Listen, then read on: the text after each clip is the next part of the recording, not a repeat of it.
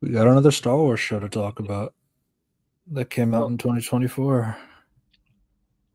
oh right. Hey, at least it's yeah, pretty much. It's the one by John Watts. Is it good? Who knows? Yeah, it's after coming off of the same year where we had the Acolyte, and you remember the Acolyte, right? Yeah, that nothing of a show that got canceled, thankfully. Crazily, with how much it really relied on setting up a second season. Maybe you don't do that kind of stuff. Hey, they are so sure it will get a second season. They must be so proud of their shitty writing. Oh man, yeah, it's the kind of thing. It's like because like Velma got season 1 and 2, but that's because Velma was confirmed to have 2 seasons from the start, so they were able to. That was already guaranteed for them. So even if season 1 was shit, it didn't really matter. But I guess the Acolyte just didn't have that luxury. I guess Yeah. maybe Uh, live action shows are different from animated shows, though. It could be that. maybe. I have no idea. I But mean, yeah, you. I mean, uh usually in previous shows that you got renewed during the show, so you know that you cancel the show or not. So how to end the show? Now you just don't even know. yeah. It's also the flaw of like mystery boxes, especially if you don't have the luxury of being able to answer those mystery boxes down the line. Hmm. Or unless you're J.J. Abrams, you keep making mystery boxes and then it's your last movie and you still don't answer questions, even though that's Yeah, the last movie of your trilogy. pretty much. So, uh, that's what it is. But oh well, it's gonna be a really. I mean, I mean, this show has a conclusion. Unlike the Acolytes, I mean, thank fuck, no one even talks about it anymore. Yeah. So so this is a little bit different, obviously. Skeleton Crew is created by John Watts and Christopher Ford. It's set like like 5 years after Return of the Jedi stuff, but it doesn't really have any kind of connections to things that we've seen in Star Wars, like outside of that, which honestly I am okay with. It's kind of like that aspect with like Mando, for example, like what people were hoping Mando would be like, finally something outside of the Skywalker saga of that sort, and then they go into heavily relying on that shit. Yeah, I mean, if Um, you, mhm. it's not like there's a problem with that. It's just they done it poorly, really That poorly. too. Uh, Uh, I got though. I'm not gonna respond to that. yeah, me neither. So yeah, it stars Jude Law as Captain Hook. I mean, Captain John Nowwood. Honestly, it's funny because like I guess they had him for Captain Hook for the Peter Pan and Wendy, and then All right. let's put him in this one, and thankfully he's a lot better here. Um, and then it also stars 4 kids. Uh, Ravi Kabat Conyers as Wim, Ryan Kara Armstrong as Fern, uh, Kiriana Crater as KB, and Robert Timothy Smith as Neil. I I don't remember what the alien species is called, but he basically has like the nose, like the elephant nose, kind of a thing. I mean, I don't know, Uh, just elephant species. yeah, That's what we call animals. yeah. So I mean, this was always like pitched as like kind of like a Goonies style, uh, the Goonies, Stand by Me sort of type of show, where you got four children end up in a space adventure, and they need to try to make their way home after being lost in the galaxy. And they follow some twists and turns to the bad side of the galaxy, while befriending somebody who is a Force user. Is he a Jedi, or is he not? That's the mystery.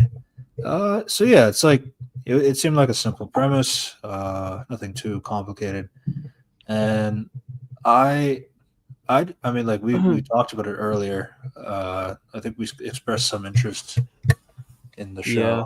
show, in terms of the premise and how it was presenting itself and all that stuff. Um, Max Rebo. So let's see. So I guess like what was it for you? The show in a non-spoiler way. It's the second best Star Wars show. Does that mean anything to you? So the reason why I titled it this way, in particular for the title, it does play it safe, pretty safe in general, but I was okay with that, because I don't think it needed to go crazy or do something like ridiculous or do all these kinds of connections and stuff like that. I enjoyed it for what it was, and I mean, I don't really see like it going for a season two, and I don't think there's anything wrong with that either. Will they make a season two? Probably not. It didn't really get that much eyes on it. I think because like they didn't put the embargo for the show until after the episodes dropped. I think they just wanted to avoid like the acolyte kind of discussion. But then it's like there's no marketing as well, so I just don't think they really shared the show that off like that much, especially when it's. I mean, it's like it's nowhere near where the acolyte was. In that When it comes level. to, yeah, when it comes to promoting, there's nothing about it. I mean, there's no like mid-season trailer or some shit. So oh well. Yeah. I mean, the cast is not even. Yeah, they should really have a cast just talk about a bunch of shit. Yeah, honestly, I'm starting to get old, man, because we're having like a Goonie style kind of like project, and now I'm like so much older than like the kids that are on the screen for most of the runtime and all that stuff. So obviously, it's going to be different. I can imagine what that was like in the '80s and '90s and all that stuff. I mean, I know, and I never even seen the Goonies, so it's like that means nothing to me. So just that's I'm I gonna mean, be blunt. I you've never even seen. heard of I never even heard of the Goonies until they announced Skeleton Crew. That's how much I No, don't know about it. that's not true. You've heard like some references because of Stranger Things Wait, that they reference Goonie in Stranger Things? all the time. I mean, it's What? like That's what it means? well, it's like having like a kid group like going up against the odds and stuff like that. That's relatively a Goonies trope. It's not like a Goonies trope, but like it's definitely popular. You know what I mean? Made it Yeah. popular. But So Stranger Things having like a kids cast going through all these things. That's partly where the premise comes from. For that show, along with a lot of other '80s references. how old am I when I first watched Stranger Things? I was like, I don't even know the Goonies reference, dude. I don't even know a lot of references.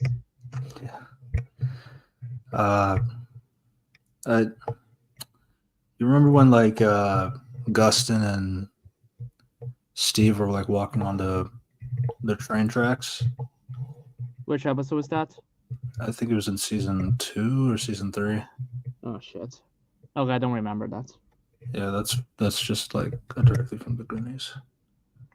There's a lot of other references. I mean, I'm sure you know that there's like a lot of other stuff like the Terminator and Yeah, like that.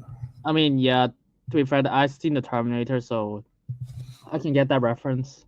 Yeah. But yeah. So I I don't want to go too heavy with the show in general because like I think like it wasn't like I would recommend it for anybody who hasn't seen the show. Um, it's not like other Star Wars shows, which is kind of like I know that's kind of a cringe thing to say. Um, but at the same time, it's like I feel like with Star Wars in general, it's like I have a hard time like understanding the. I've said it before, and I don't know if it's like a great thing to say. It's like sometimes I don't really know what people want out of Star Wars, and I know Yeah. this isn't the atypical kind of thing that people expect out of Star Wars. So I'm not saying have this be the bar or have this be I even with Andor, I would not say don't make Andor the bar for Star Wars. I think that's a stupid idea. I don't know if you can agree with that. I mean, what does that mean? So I mean, like, not every show should be Andor in Star Wars I mean, in terms of quality or writing or just style. style.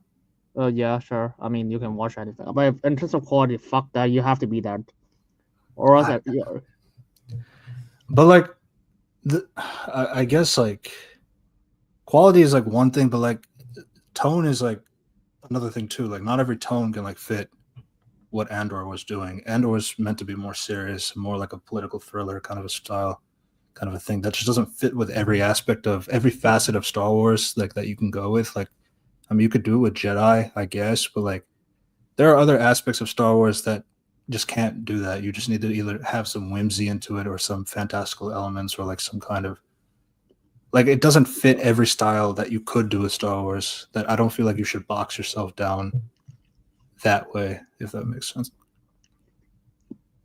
yeah. I mean, there's a lot of things you can do. You can have you have a plan about hentai characters just fucking every day. That and can take place in Star Wars. Yeah. Uh, so I mean, like this. Speaking of like planets, like being in charge of different things and all that stuff.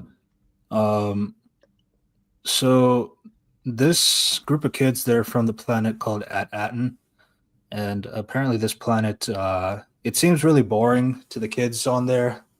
Um, but and then like one day they escape because they find a spaceship buried under the ground in their planet, which Yeah. it's weird how it was buried under the ground because like it was like lodged deep into the hillside.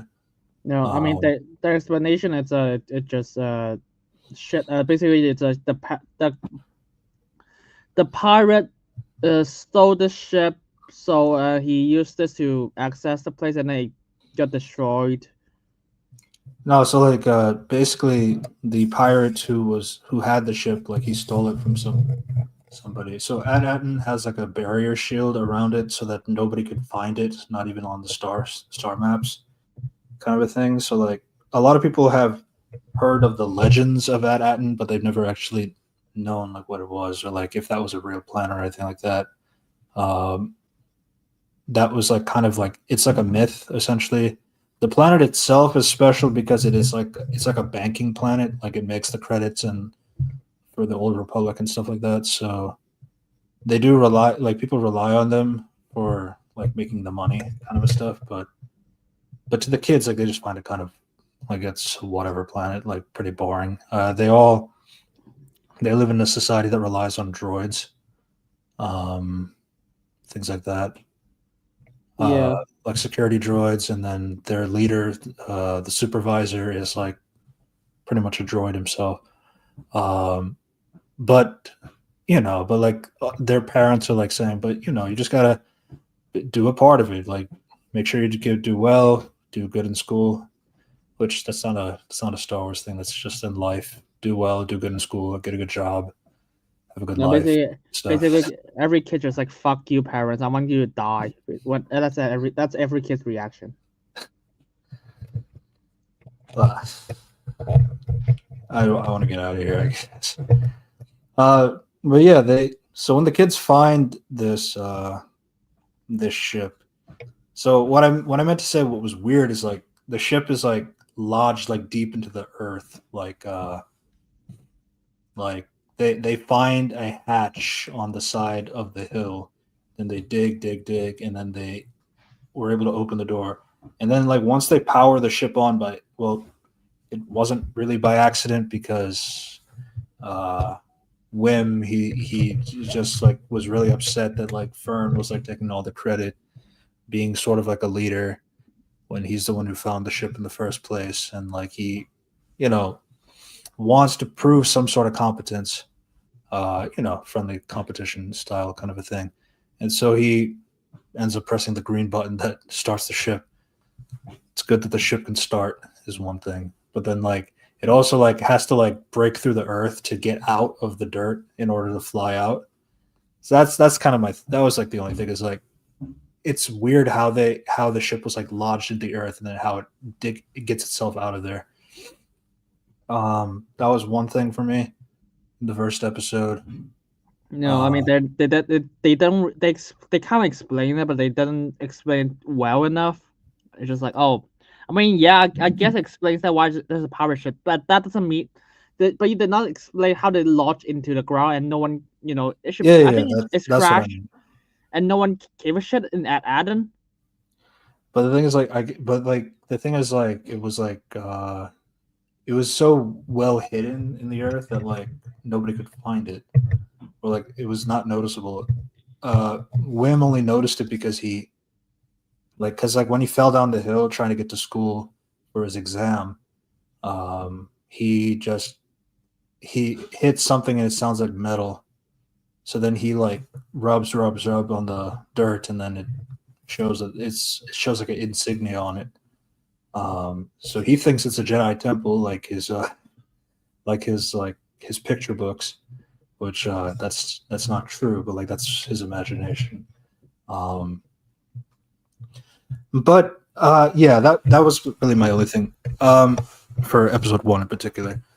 I guess like if we just describe the kids, Wim, he's essentially your kid who wants to be on an adventure kind of a style. Yeah, He he's like really afraid though, but he's like weak. But he also like, really naive, and he also like, but he also got bullied around, so it's kind of that. And then over the course of the show, you just he learns to be brave, stand up against other people, take charge and stuff. The stuff that you've seen a lot of times. yeah, and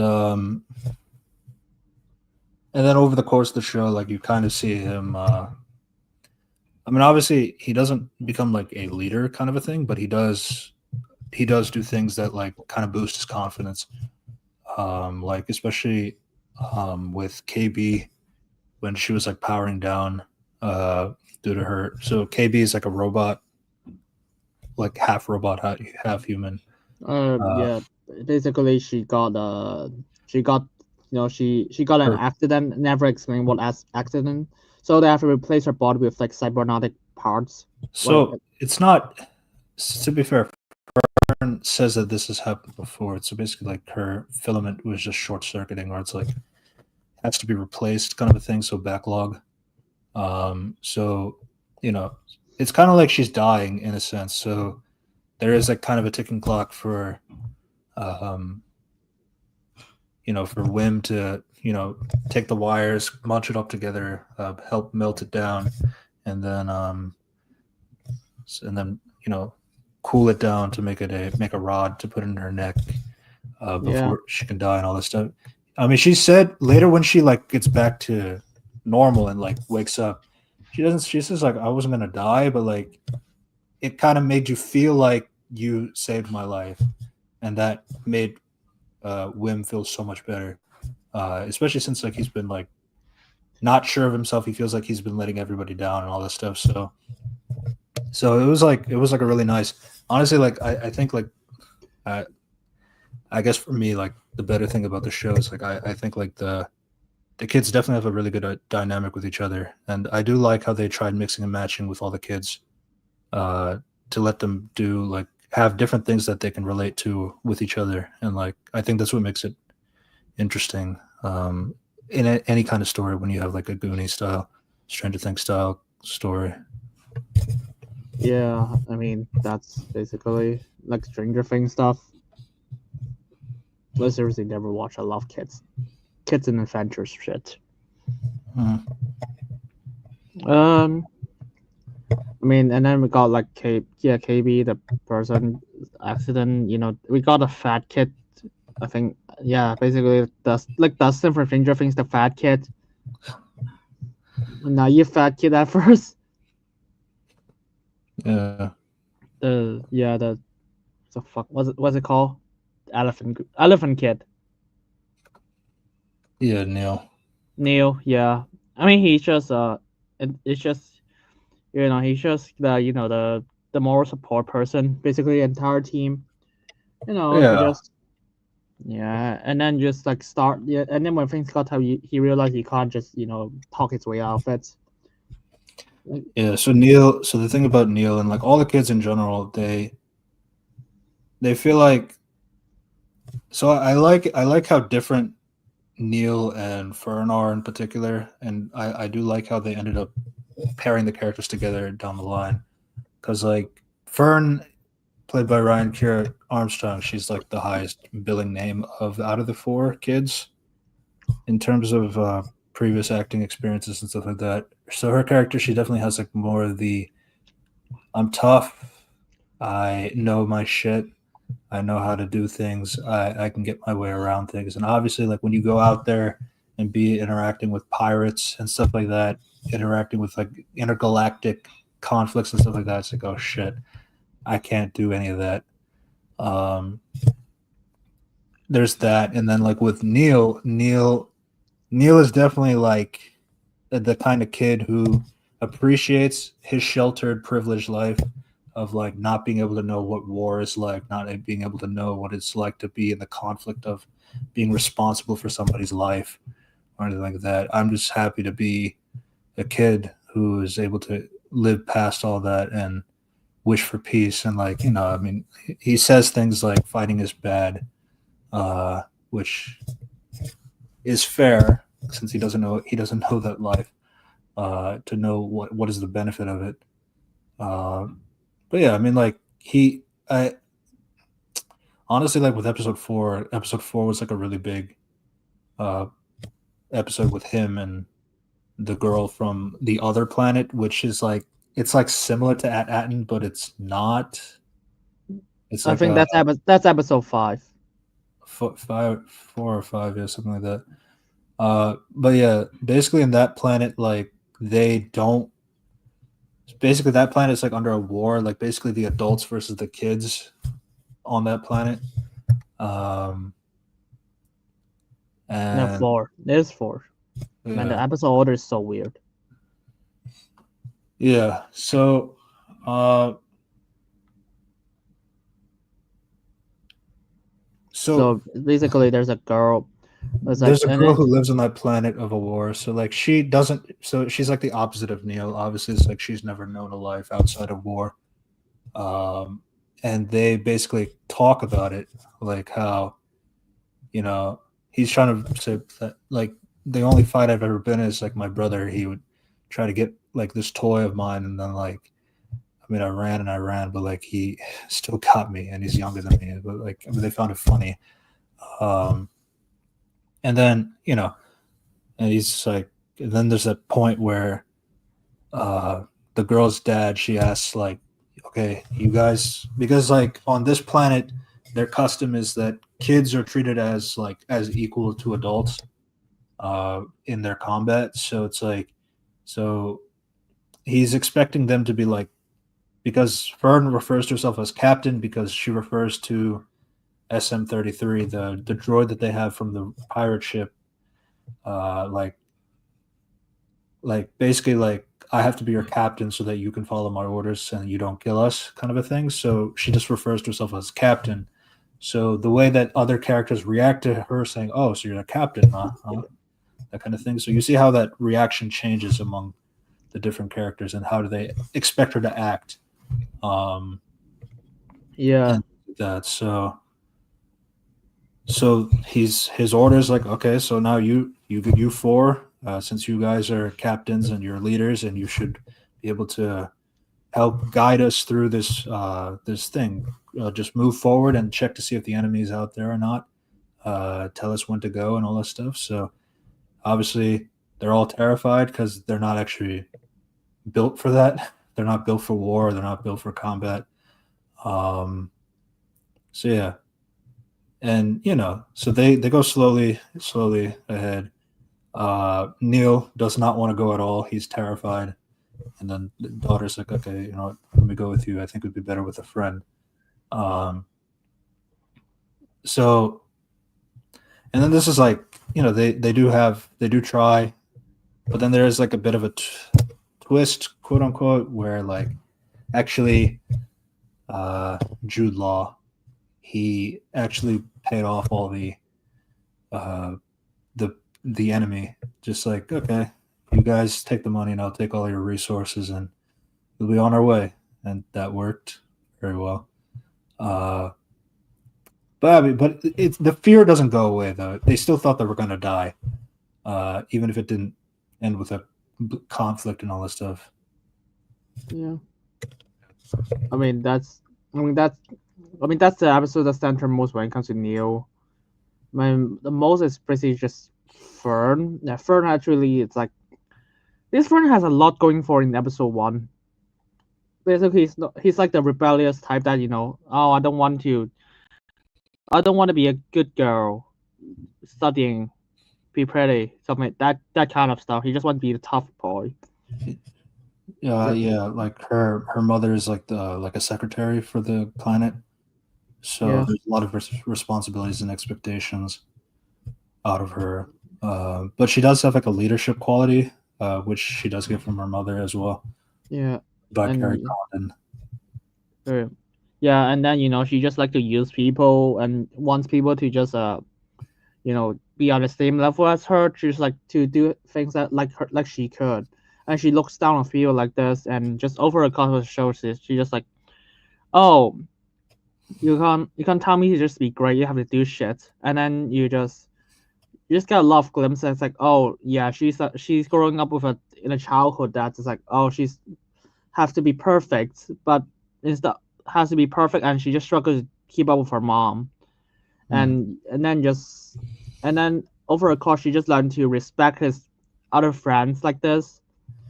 And then at the end of the show, she just like, oh, you have to trust me, mom. You have to trust other people. They gotta do the plan.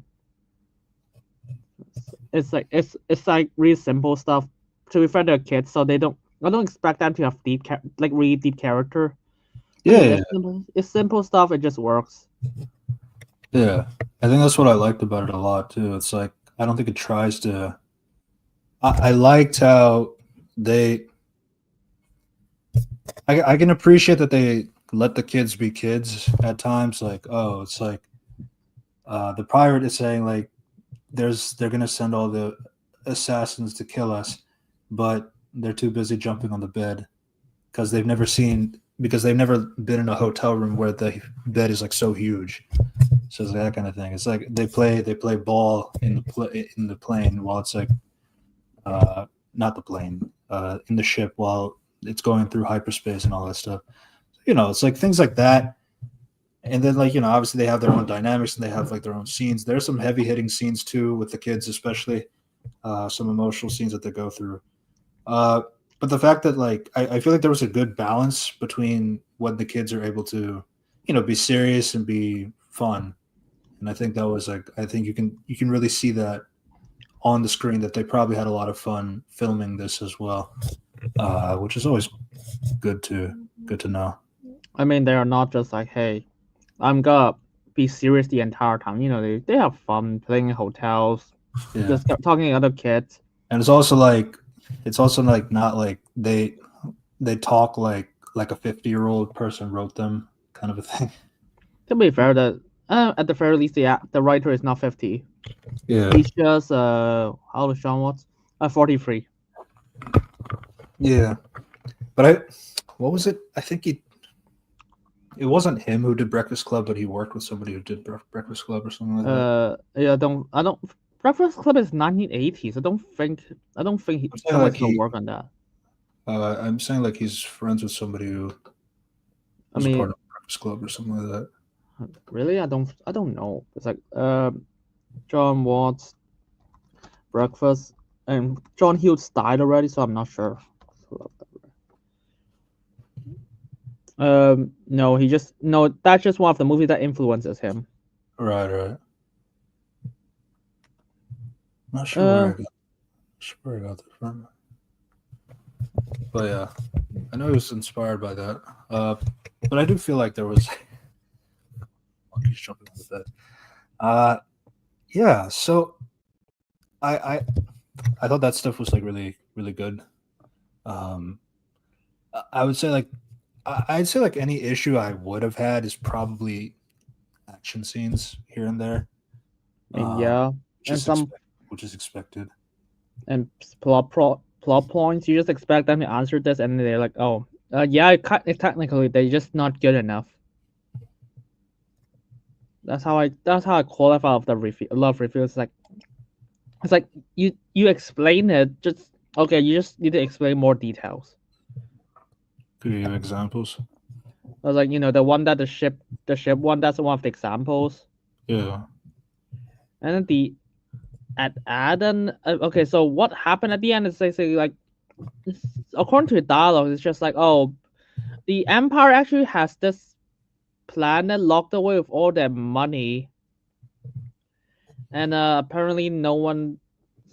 And after it, because like they did not deactivate the robots, the Empire dropped, because you can clearly tell that the robot said, "Oh, if you're a Jedi, you're a liar as well." So the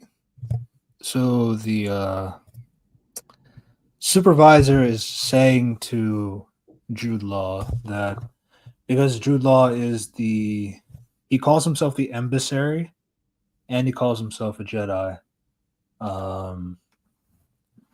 So let me just make sure I have the definition of emissary correct before I keep talking. But like essentially,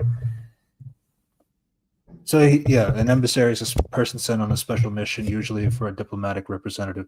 So he says like he was there as a Republic emissary or something like that. Like he was like, he's like important. He needs to have. So he's originally saying that like I need to get the credits and bring it back to the Republic and all this stuff. And then, but he kept harping on the point that like I have a second ship that's like above the atmosphere that I can't bring down here. So I need you to come here. So the supervisor like is, obviously it's not saying it out loud, but like it's thinking that.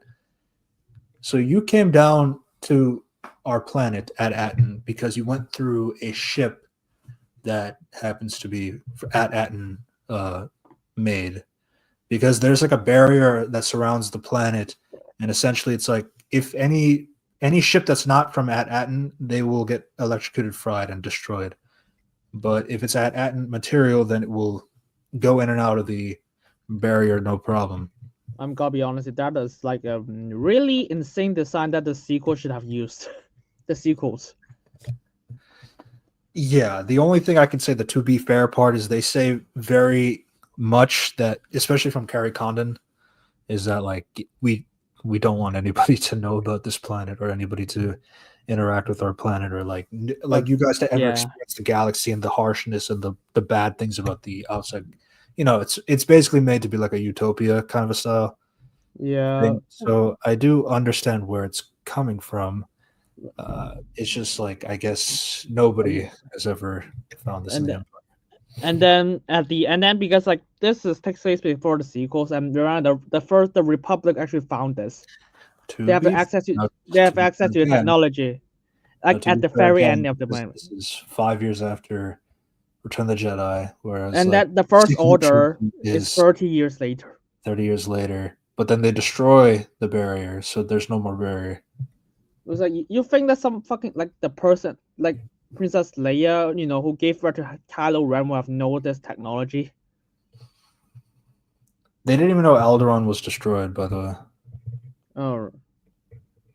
Yeah, but because like I think Fern mentions like, yeah, we learned about stuff like this planet and Alderaan. I guess you don't know that much about the galaxy, do you? They didn't know what she was talking about, but like we know as an audience that Alderaan is destroyed. That was one example. So they don't know everything about what's happening outside the galaxy, outside of their planet. That kind of education system, I guess. So I guess like with a mix of this plus the either him or the Moff Gideon clones, that is true. Because this does take place around the same time as Mando. And then we got like the only thing I could say is like it seems like the Republic is the only ones that are allowed to know about the planet, but they don't even know like where the planet is located as a security measure for the for the planet's safety and all this stuff. And that's how the barrier like keeps everybody out. The barrier is able to prevent any star system map from being able to find it and all that stuff. I feel like they've answered these kinds of questions. I mean, the fact that they discover it at the end, so it means they have access to this technology. I mean, and the fact that someone's built this technology. Who built this? I mean, I wouldn't expect that kind of thing to be answered. Oh no, it won't. But yeah, it's like it's like it's invisible planets, and that apparently someone can mark their stuff on a stone wall of another planet for some reason.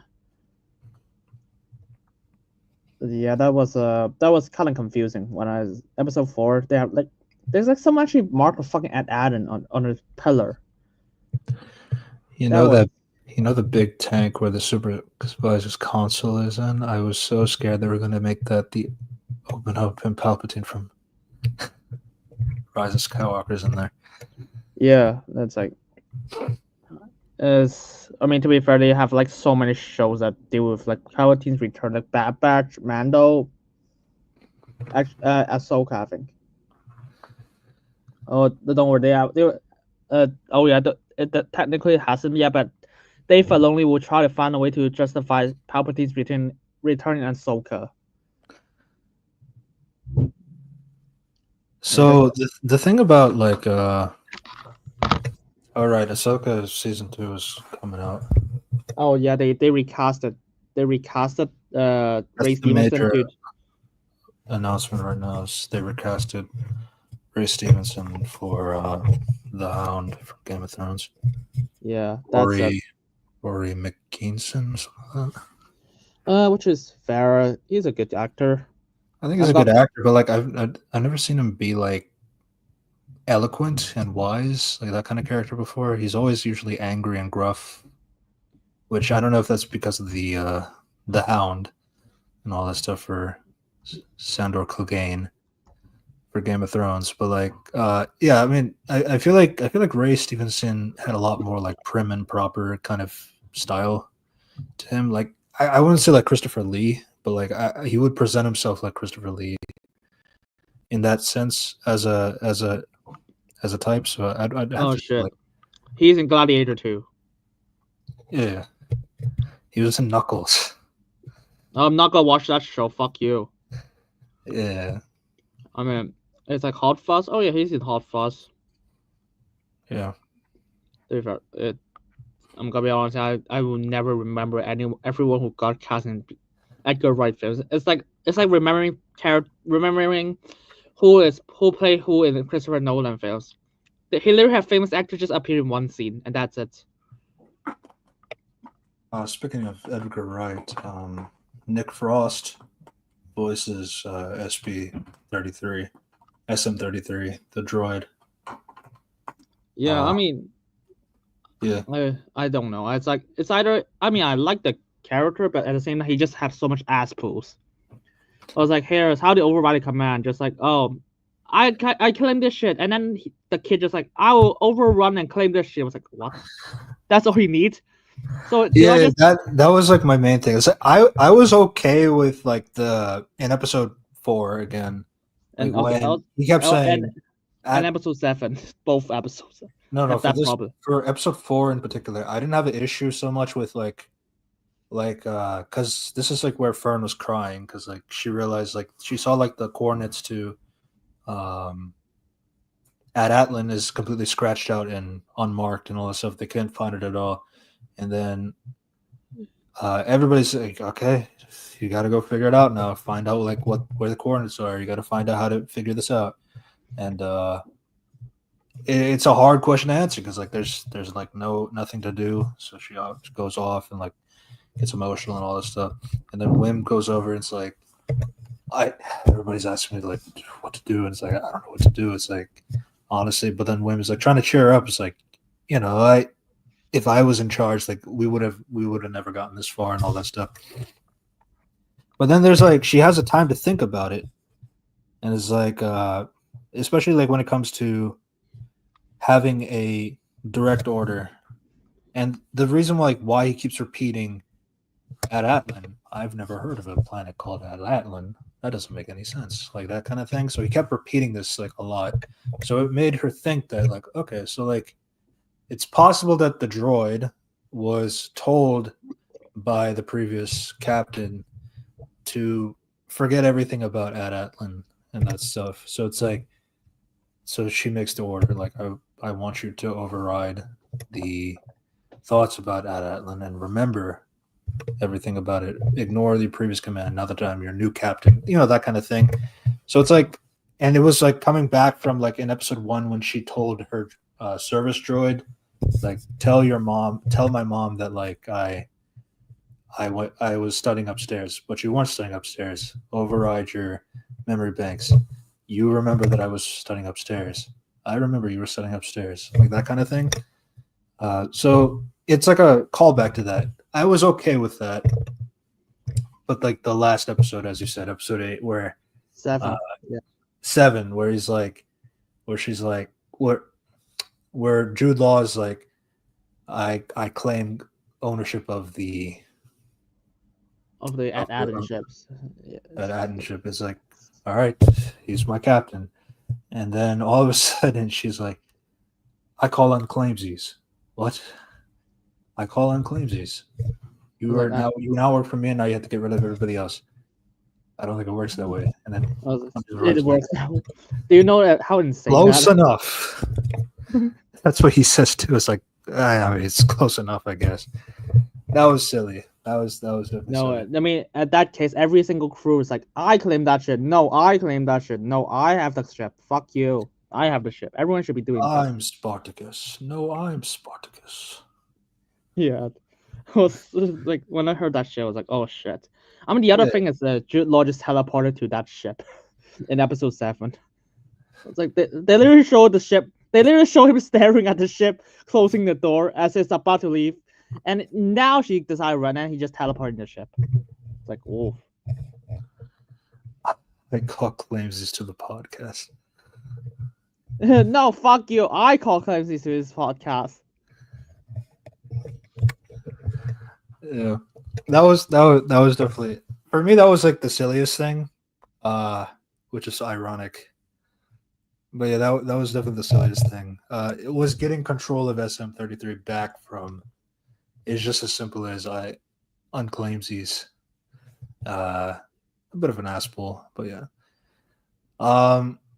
Outside of that, and then there's like there's some action stuff in general, like but it's more like the fact that Wim and his dad were able to escape a fighter that's like shooting at them behind the whole time, every time, but like like they're still on like pods and like scooting along, and these guys are like on not ships, but they're like relatively big size, and they're just shooting and all that stuff, and they're dodging everything. I mean, the dad has a little bit of competence in the sense of like, let's go under the tunnels, so like that way it makes the aim kind of hard for them to hit them and all this stuff, and they're going under a water bridge too, so it's like they have some level of control of like where they are, but like it's quite a lot, especially with the amount of like shooting that's going on. KB surviving, that was a fuck. It's So just okay, I ask guess. her. Yeah, no, it's like, I mean, all I have to do is just like, oh yeah, I saved myself in the last moment, lol. And then it's like, Yeah, no, they just fucking show it crash. Oh well. yeah. But like they did show like she's trying to reroute the thing, so like she does like figure out a way to like curve it down as it hits the ground, but like it still does explode, but it doesn't explode like fire. It explodes like smoke dust kind of a thing. So I mean, obviously it's like meant to get everybody to get upset, start crying. I That the mean, possibility of their friend is dead. mm, Um, I don't think it's. I think they did try. Maybe it was a little bit too. I think it's like I think the thing is like the ship was like too close to the ground for that curve to happen. That like I don't know if it like I don't know if it's like if there was like if they made it or at all and all that stuff. But I'd say like I feel like we should talk about Jude Law in particular since he's definitely the heavy so point of the so show. he's basically his character in AI. In If you've AI. seen that, yeah, you've seen AI by Steven Spielberg. Oh, how long ago was that? Yeah, he took over the project after Stanley Kubrick died, so 20 years ago. 20 years ago. Jesus. Um. Yeah. I mean, as I said, you know, he was Captain Hook in 2023. So the next year he does a pirate thing for Star Wars. And Um. so He's basically, he's definitely not a Jedi. He does have the Force. Um.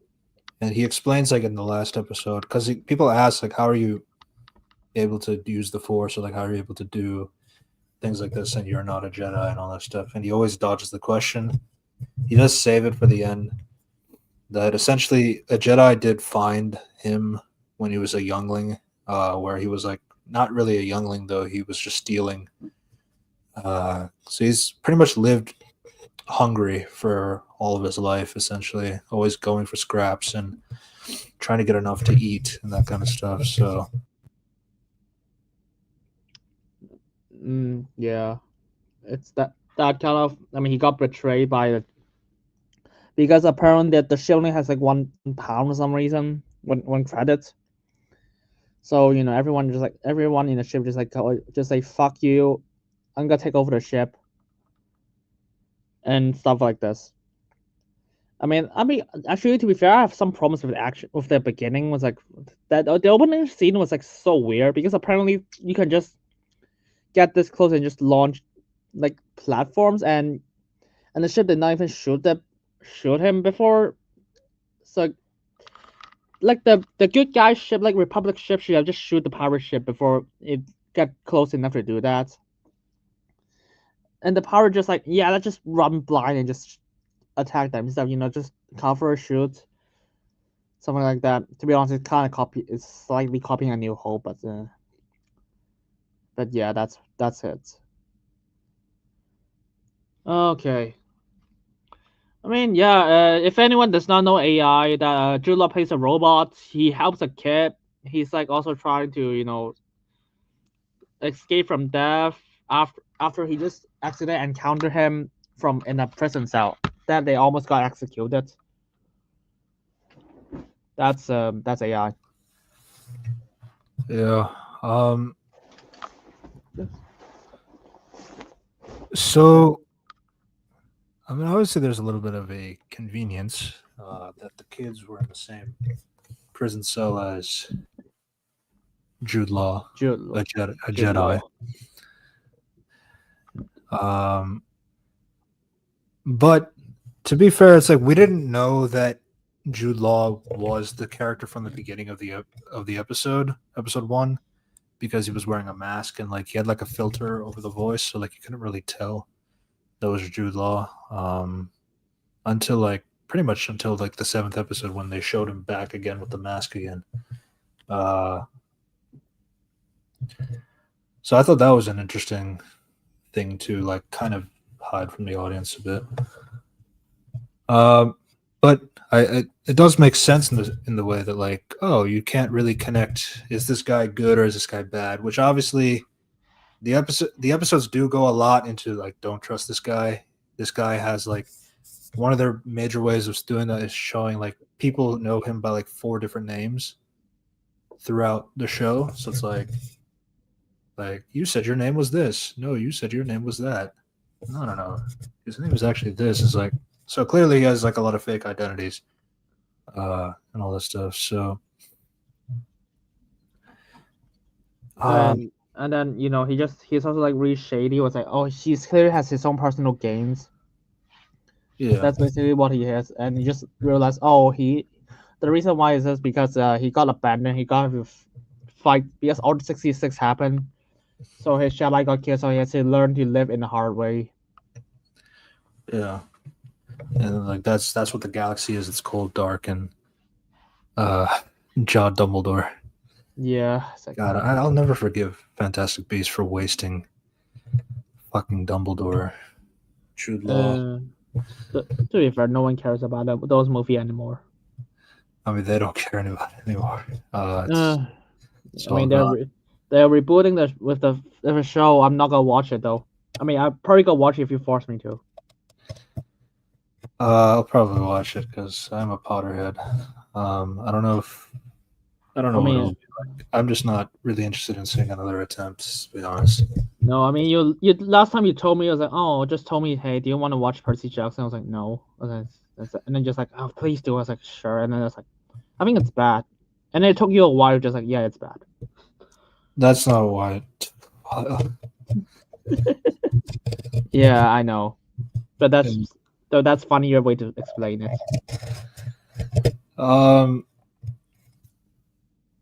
Yeah. So,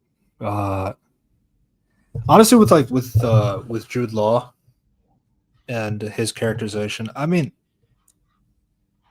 because like he gets to a point where he does try his best. I would say like to stay in line with like Fern because like she has like a scary droid on her side like because I'm the captain the droid will do what I say and like that droid could like rip you from limb and all that stuff and so he tries to keep his distance like yeah I'll do what you say I follow your orders and like is like you work for us okay fine deal but then like there is a when they do go to the uh they go to the mountain where they find the original captain's uh place of treasure which has now been replaced as a spa and all that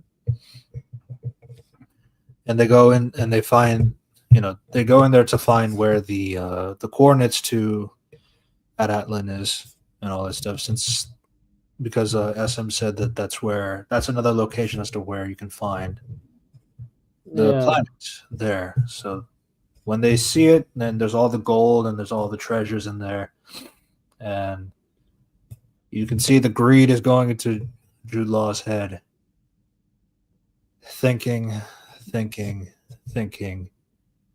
I want to challenge you in combat to become the next captain.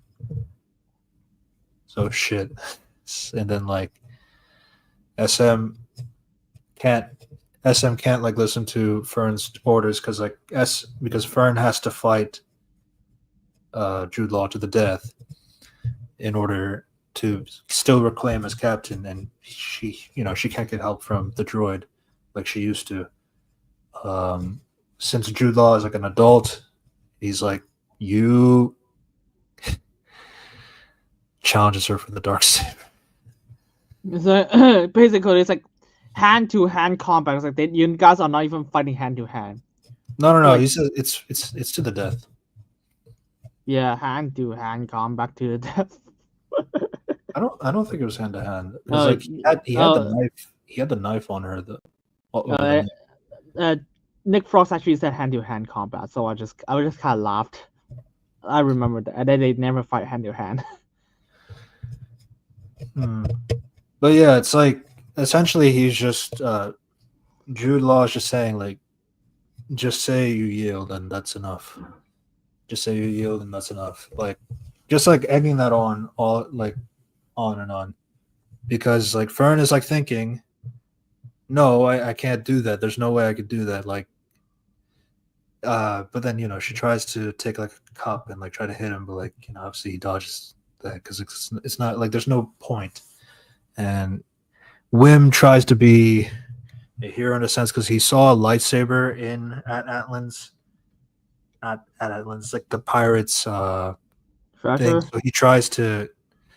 I wonder where he got that, but like it's not crazy, I guess, to steal a lightsaber. So he tries to power it on, but like he opens it up upside down. A bit of a joke, but like so yeah, Wim had to go off on a whim and put himself under the table, embarrassed and all that stuff. And then he has the knife over. Just say yield. Just say yield. And like she says yield eventually, and then thank God, because at the end of the day, Jude Law doesn't want to kill the kids. Like he really does not want to. And as he says, like later, when there's an opportunity to kill, like there's plenty of opportunities like where he could have killed like Carrie Condon and then like Wim's dad and like all these things. But then down the line, like when KB is like going down the ship and like it's about to crash and all that stuff, and then he stops like putting the threat and all that stuff. She's not gonna make it. And he allows like the kids to go off to run to the window and all that stuff, even though he put a gun on them. So she's not gonna make it. It's not gonna make it. And he gets really upset when the ship crashed and all this stuff because like I didn't want any of this to happen. I didn't want anybody to die. I just wanted to take control, and you guys go right back to what you were doing. Just me in charge, me and my crew in charge, and you guys just go right back to work doing what you did and all that stuff. Which, it's like that. It doesn't really explain. Is it like a dictatorship or anything like that? Is it like what kind of like control of a system kind of thing? He's basically just has like the whole thing.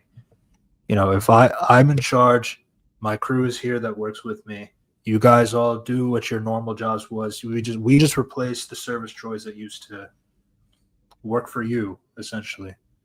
That was like his logic, but he doesn't want anybody else to die. I mean, and I do like anything like that. So I thought that was really interesting. I don't know. I really liked his character. I mean, yeah, I like his character. He's cool. I mean, to be fair, he probably won't get a redemption arc because season 2 is gonna be done. Not gonna happen. How low the viewership is. Holy shit. If they trapped him in that credit vaults, he would have turned to Scrooge fucking swam through those credits. Yeah. Yeah. That was funny because like because the droid isn't able to react, but it was kind of funny. It's like he sees all the gold and then he's like kind of like dumping it all on top of him and laughing and all that. That's kind of weird. Yeah, I mean, I have some problems with the last episode, but it's like, apparently killing the droid means shutting down the power of the entire planet. I was like, okay, that's a bit stupid. Oh, it's like supreme intelligence, but I think this one has a little bit more sense to it. In the sense that like Supreme Intelligence in Captain Marvel 2 did not make any sense in the sense of like how you just blow it up and then the entire planet got destroyed. You blow it up and but then the sun powers out. The sun that's not connected to the planet, that powers off too. Whereas like in the show, it's like at least like the security droid is like it is like there is no sunlight because like the whole thing is like encased into like a biosphere, like a kind of like like the entire shield for the planet so that nothing can come in and out. But like once they destroy the thing, then you see that the sunlight turns into darkness and all that stuff. So it kind of gives the idea, okay, so this is like an artificial sunlight or something like that. And that's how you have like a connection there. But like at least it shows that the planet is enveloped of its own biome and biosphere and all that stuff through the this version of the Supreme Intelligence, but it's not connected to like an actual sun, like they did in the Marvels. Yeah, that was That's just my only, to be fair, part. But yeah, as you say, if your design hinges on if this thing got wrecked, it would end the entire planet's. Yeah, Then the entire planet Well, got shut down. I was I- like, oh, okay, that's a bit easy.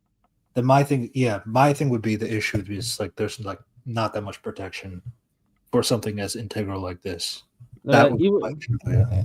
Yeah, I mean, and the fact that if someone attacked it, it was like the droids were like fucking miles ahead, like dozens of meters away. It was like, and all you have to do is just throw a few bombs, even if the person is not Jedi.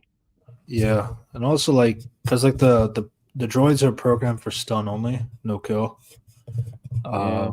which is fair, but like again, as you said, projectile weapons are a thing, and they're not like super droids. Like there are super droids in Star Wars. They're like regular security droids. So their movements are limited compared to everything else.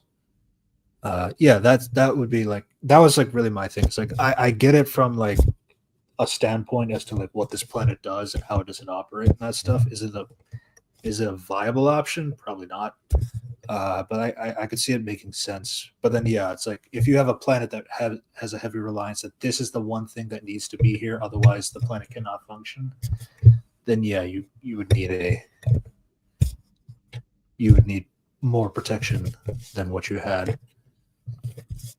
Yeah, But also I guess my other question too is like since they do end the show and they destroy the shield and all that stuff, so that at least solves the issue with having ships go in and out of the planet like at Atlan and all this stuff.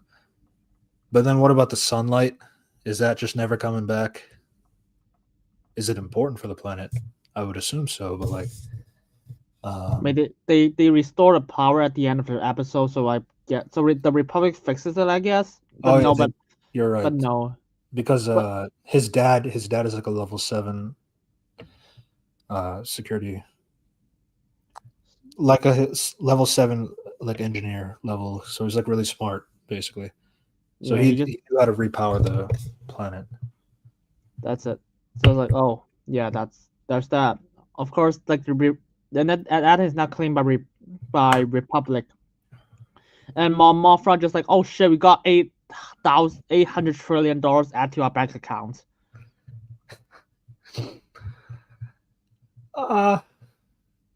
She'll be fine. Yeah.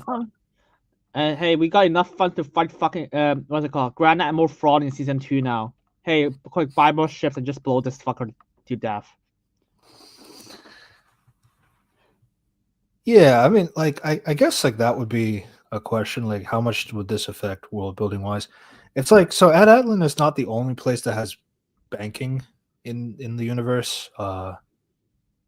So that is one thing. Like it's not the only planet in the galaxy that because you have the banking clan. I don't know if you see them in the movies. I know they're in the Clone Wars TV I know show. Anakin killed them. To be fair, murdered, genocide them at the end of Revenge of the Sith. So I'm not sure. Were they a part of it, or? Yeah. Remember, like the banking clan, they're sitting at the edge of the table, and then Anakin just closed the doors. Imply he just walks in, just kill the guy. I don't because like Newt Gunray is not a part of that group. No, not Newt Gunray. So I don't think you remember that part. It's like so, no. Anakin just kills a bunch of people in the room, and then there's another room there, and then the banking clan leader is just there, and he closes the door, so it implies he kills him. Oh great! Don't worry. Technical issues again. So does anyone has any more takes when it comes to this show?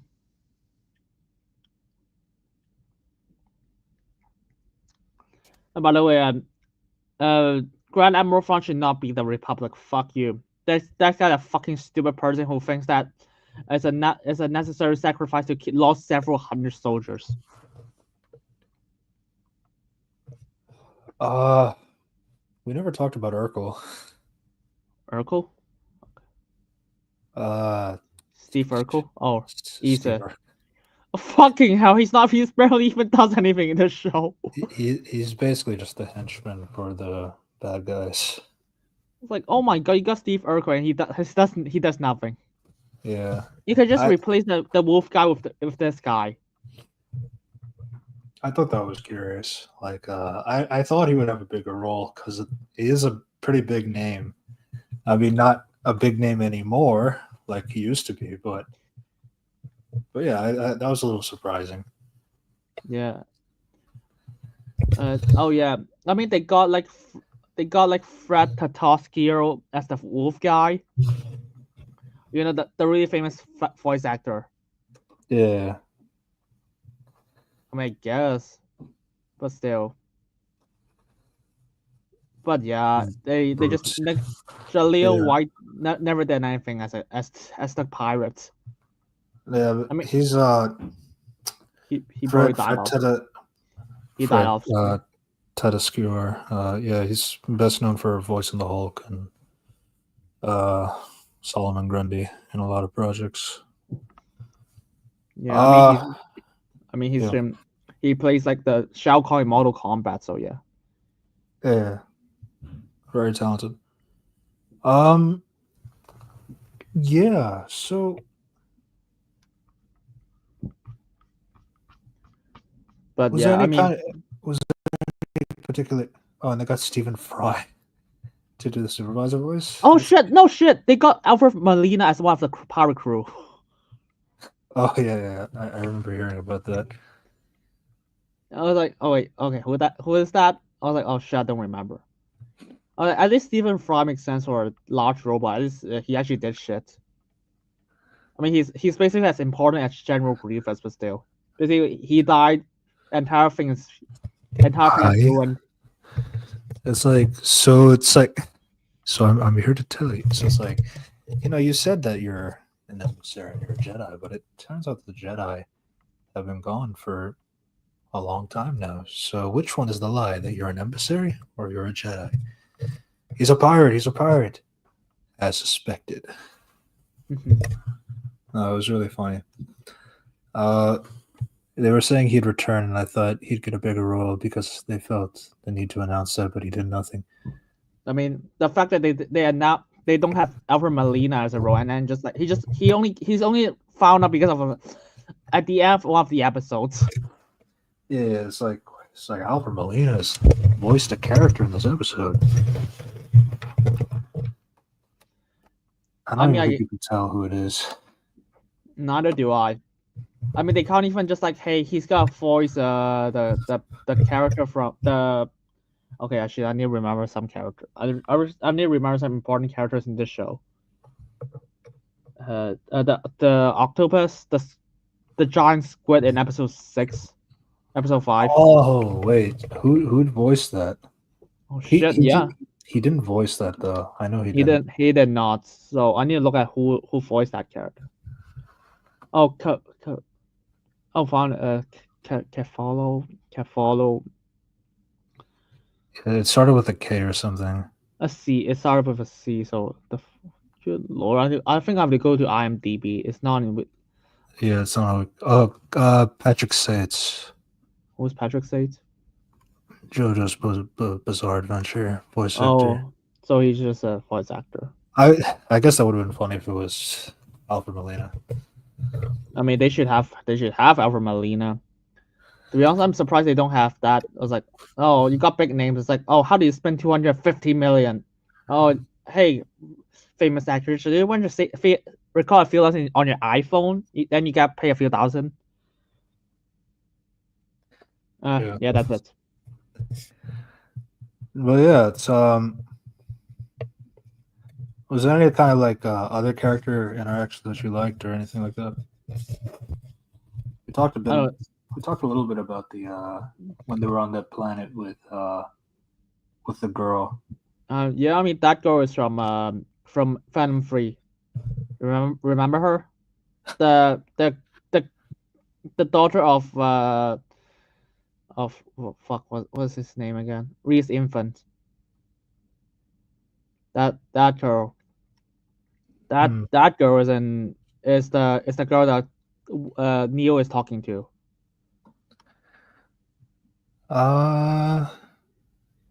Sticks. Hannah. Hayla Finley. Oh yeah, she's in the sequel for Shark Boy and Lava Girl. No, I'm not gonna watch that movie. I'm not gonna watch either of those movies. Fuck you. We Can Be Heroes. Yeah, she's like a main character or something. Yeah, she was good here. No. No, she is good. I mean, all the kids are good. I mean, I find it funny if actually some adults acted worse than a kid. Yeah. I mean, Honestly, I think that was Colin Farrell played Ravager 1. They just didn't announce it. Ravager 1 apparently is our thumbnail character. what, that was played by Colin Farrell? Fascinating. I guess it makes sense. They got Kerry Condon, so they got another Irish guy. Oh. Her co-star from Banshees. Yeah, I guess. But they didn't get Brendan Gleeson though. Oh well, that sucks. Is he in another Star Wars thing? I don't know. To be fair, I don't care. He's probably. I think he's in a. Is he in another Star Wars thing? I remember. Somehow I thought he's in another Star Wars thing.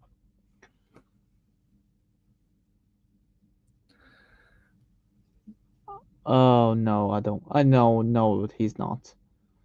But no, I mean they got like a few actors like. Apparently got wrong one. Apparently they got like Kelly McDonald as the person who just find out that, oh yeah, you're stupid. You're Jude Law. You're not the person from that thing.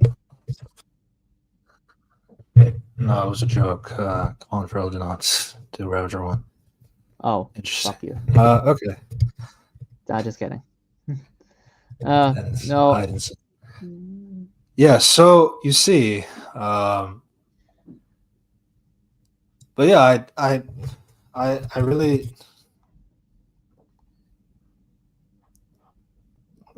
I don't want to say like too much as to.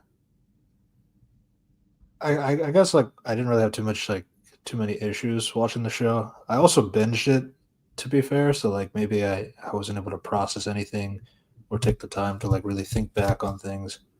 So I'm not 100% sure on that side if that's something blinding me or anything like that. But I really did enjoy watching it. Like I watched it all today basically. So I mean, I watch it weekly, so that's a difference. Yeah, so I felt like I wanted to watch more. Like I wanted to hit the next, like I wanted to see what happened next and that kind of thing. So like usually sometimes for me, like that could be like, even if I have a binge method, I do have a hard time wanting to binge sometimes, even if the method is there. So I didn't have an issue with that. So I'm not going to say that's indicative of quality or anything like that. But yeah, that was just something I enjoyed. Yeah. Yeah, it's mainly because like I enjoyed seeing the kids like interacting with each other and having their scenes together, and again, it's just like being much older than all of them. It's like these kids are like doing a lot more shit than I can do on screen and that stuff. I mean, yeah, I have a fair share of theater acting, but like, obviously doing a TV show is a little different. Sure. Oh right, they have the Owl Girl. Who played the Owl Girl? Alia Shaka. Okay, I don't remember that character. I'm not gonna tell. I don't think I know this actress that well. So yeah. Arrested Development. Okay, I definitely did not watch that show, especially no one talks about it anymore. Yeah, well, that's because that was 2006. I mean, people talk Then about they Community. People talk and about Community, and that was released the same time here. That's then that they show. brought it back again. Ended 2019. Wait, what? Um, They are that shit is still rolling in 2019.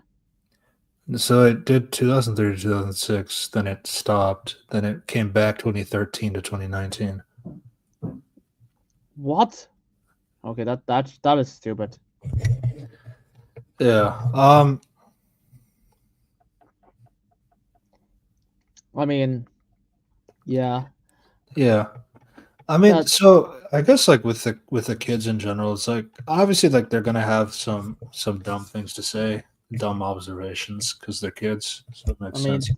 they Or it's that like there's something contrivance that's gonna happen because one kid decides to be really stupid and say do something that God, if you didn't do that, then none of this bad stuff would have been happening, or like this guy wouldn't have reacted that way, or something like that. It's like, but it's like, is it an implausible deniability? Not really. I mean, like for example, when they're at the bar eating food, and they, you gotta pay. It's okay, you gotta pay. He gives the money because it's money, but it's actually really special money since it's gold and it's old Republic credit and all that stuff. So it's like it's not very common. So the guy asks is like, "Where'd you get something like this?" It's like, "Oh, it's like." Tries actually you need to give me like 4 or 5 more, like I gave stuff for him. It's like there's good service, give a tip, something like that. It's like, hey, I think he's trying to swindle you. uh and then the guys like talk, but it's like, no, look at this coin, it's not it's very rare. It's like, where'd you get a coin like this? Like well, I think that is not from Melina. and then yeah, I think you're right. And he's like, yeah, no, is it that works for the bank in Atlant? It's like, oh, is that so? It's like, no, you're not supposed to say that. I was like, but Neil is like innocent. It's like he doesn't see the problem with like talking about, uh, Wim's dad and all that stuff.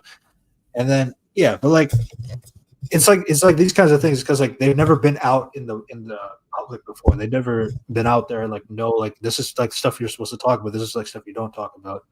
But it just triggers like the whole action kind of scenes, like where they get chased after.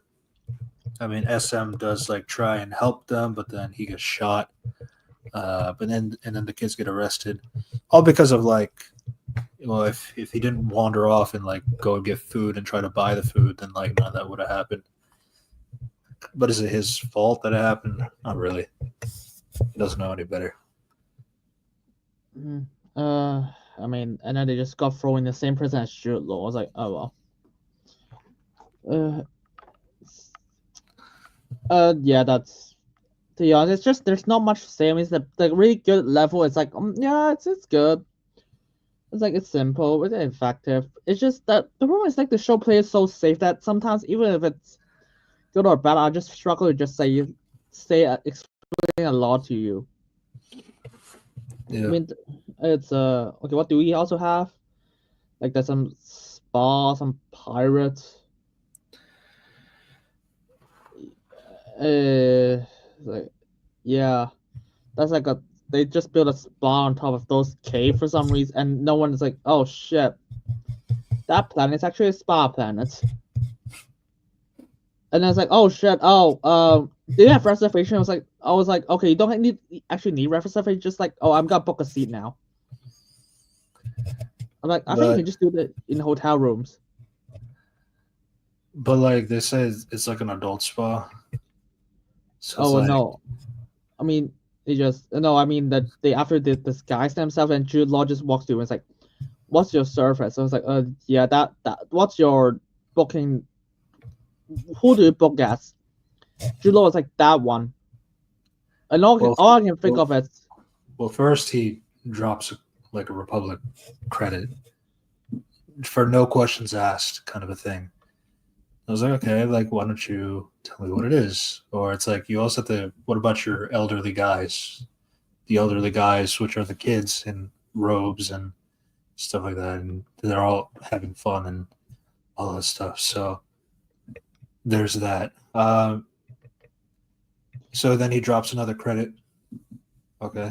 Should be taken care of. Oh, my name is this one. Just points at Goggins or something like that. And then then a pirate lady sees him, and Which is like what are the odds? what are the odds is definitely one of them. But then like, so the only thing is like she says another name that they've never heard, Silco or Silva or something like that. Which, to be fair, we heard Beast talk about that. I don't think that's his name, but the werewolf guy. He says like his name is Silco or something like that, Silvo. But like it's still like, out of all the planets you can go to, the spa planet is the one that you find him. But yeah, that's a bit of a coinky dink. Yeah, that was. I mean, that episode is not written by John Watts, so actually, that episode and the episode after is the only two episodes not written by John Watts and the guy who wrote Homecoming. Yeah, so that's a quality draw. I mean, to be fair, there's some good stuff. Like we actually got to explore like KB, but yeah, it's like you can clearly see that there's some really major contrivance. And the first one I saw was like, oh, hotel bar. What do you do? Was like just book a room right now. You don't have to be like, oh, that's just lie about it. Yeah, I guess it's just funnier. Like, oh, can't you answer this question for me? Gives money. Okay, I want it. Don't answer my question then. It's part of the joke, I guess. But then it gets worse, obviously, because the contrivance of the other pirate existing, and then like, what did you say your name was again? Then he gives all of his money. I need a room right now. Yeah, and all I can think of is I was like, oh yeah, that's the name we use. I was like, just say that, or one of the elders used that name, not me. That's all you need to do, you dipshit. Yeah, but the other problem too is like, so when they do go down towards the caves, like, there's another guy saying, it's like, oh, it's like Gibson, right? It's like, yeah, that's me. It's like, we just checked in Gibson like 3 hours ago. Run. It's like one of those. Yeah. Yeah, that's why I was like, yeah, you should just like book a room and stuff. Yeah, it is. And then there's like a giant tentacle monster. It's like, yeah. It's like, I guess for me, it's like the initial part of bringing back the pirates, because like, obviously, like, it was kind of weird, like connecting the kids to the pirates that we saw at the beginning of episode 1. Like, how are we able to find it? But it, the to be fair part on that side is that SM knows that area, so like, which is like, I guess like that's another to be fair part for this planet too, the spa planet, is that SM knows it from his memory banks as like a pirate like thing. And like, she is also a pirate, so it's like, I guess pirates could know about the spa planet, but also like it is a reputable spa planet, though it's not for pirates, like it's for everybody. So it's like, that's where the contrivance would probably be for me, as to like, what is she doing here? But like in episode 2, for example, it's like, oh, the reason why the kids were able to meet the pirates from episode 1 is because SM is a pirate. They didn't know he was a pirate at the time. He's like, I need to go to a spaceport to repair my ship. Okay, let's go to the spaceport. It's like, you didn't tell me it was a pirate space. Why is there a bunch of pirates in the spaceport? It's a pirate spaceport. That's why. it's like, I'm a pirate. So it makes sense. There's a lot of things that are just surprise you out. You got follow through. Like when Jude Law just have that speech, I was like, oh, okay. Like, are you hungry? Blah blah blah. And I completely expect them to just like, oh, don't worry, they gotta flip his side. At the end, it turns out they actually did not flip his side immediately. On the adult spa planet. Fuck you, Timothy. Don't think about it that way. Okay. So basically, I was just surprised that instead of just like, yeah, you're off the hook. We gotta fight for you now, Jude Law. They're just like, okay, and then all it does is just convince the pilot, just like, yeah, I'm not gonna. Okay, fine, I'm gonna let you live for a bit, but if that's not true, I'm gonna kill you. I was like, okay, that's actually smart. Yeah. There's some good things, and that isn't there. Yeah, but I wanted to say that initially because like I thought like their introduction into episode 2 does make sense in the sense of like I mean, yeah, you kind of do have to say, okay, is there only one pirate spaceport? I mean, that's not impossible to say because like I don't think pirates would be like swimming everywhere in the galaxy, like that. Especially if they have a hangout ground and all that stuff. So it's like I could like look past that a little bit. But then like trying to bring them back into episode 5 or something like that, where they have the spa planets, like then it's like okay, that was kind of a lame way to bring them back. Then outside, then like once they're back and like they integrate themselves for the rest of the plot, it's like then they're fine. But it was just how they got them to, oh, we want to bring these villains back, but we don't know how to do that. Oh, it's like let's just have like a girl recognize this pirate, like recognize Jude Law as like, and she calls them. That's how they get here. Yeah, that was just kind of the lame part. Yeah, that was like oh well. But yeah. There's outside of that, I mean, like, there's a lot of good characterizations with like Jude and the kids, like the kids and the droid, and like how they all interact with each other. Yeah, it's like AI. Jude Law just like, oh, I got forced to care about these kids. I mean, of course he did. Of course, that at the end of the show, he is not completely a good guy. He just cares about them a bit more, so he doesn't want to kill them. That's like. So I'm glad they did not just turn him into a complete good guy out of nowhere. Like at the end, even at the end of the show, I was kind of expecting them to just turn him into a good guy, but he's not. He's still a bad guy. Yeah, it's like for him, like at the end, like when they destroy the barrier and like that allows the X-wings to, which is honestly this show is kind of curious for me. I did want to talk about it a little bit. Is that you can like call X-wing resistance, and they'll come and they're basically there to fight pirates and all that stuff, and like right on the call, like if you just have somebody, because like obviously the Atlan kids, like they don't know the Republic like that, so she goes out into space to call. KB goes out into space and calls the Owl lady and tells her like, okay, we need the X-wings fighters to come here. The pirates are invading our planet. Got it. Done. And then they come. And so it's like it's just that simple. It's just like it's just funny because like think of all the times in Mando, Ahsoka, where you could have had some X-wing support, and you didn't do that. Yeah, I mean, to be fair, that's exactly what you should do. Every time it's like some shit happens, call the X-wing, done. Yeah, it's like I guess to be fair, kids are smarter than adults. I mean, as long as it's not written by Dave Filoni or Leslie Helen or who's also writing shows now. Okay, those two shitheads.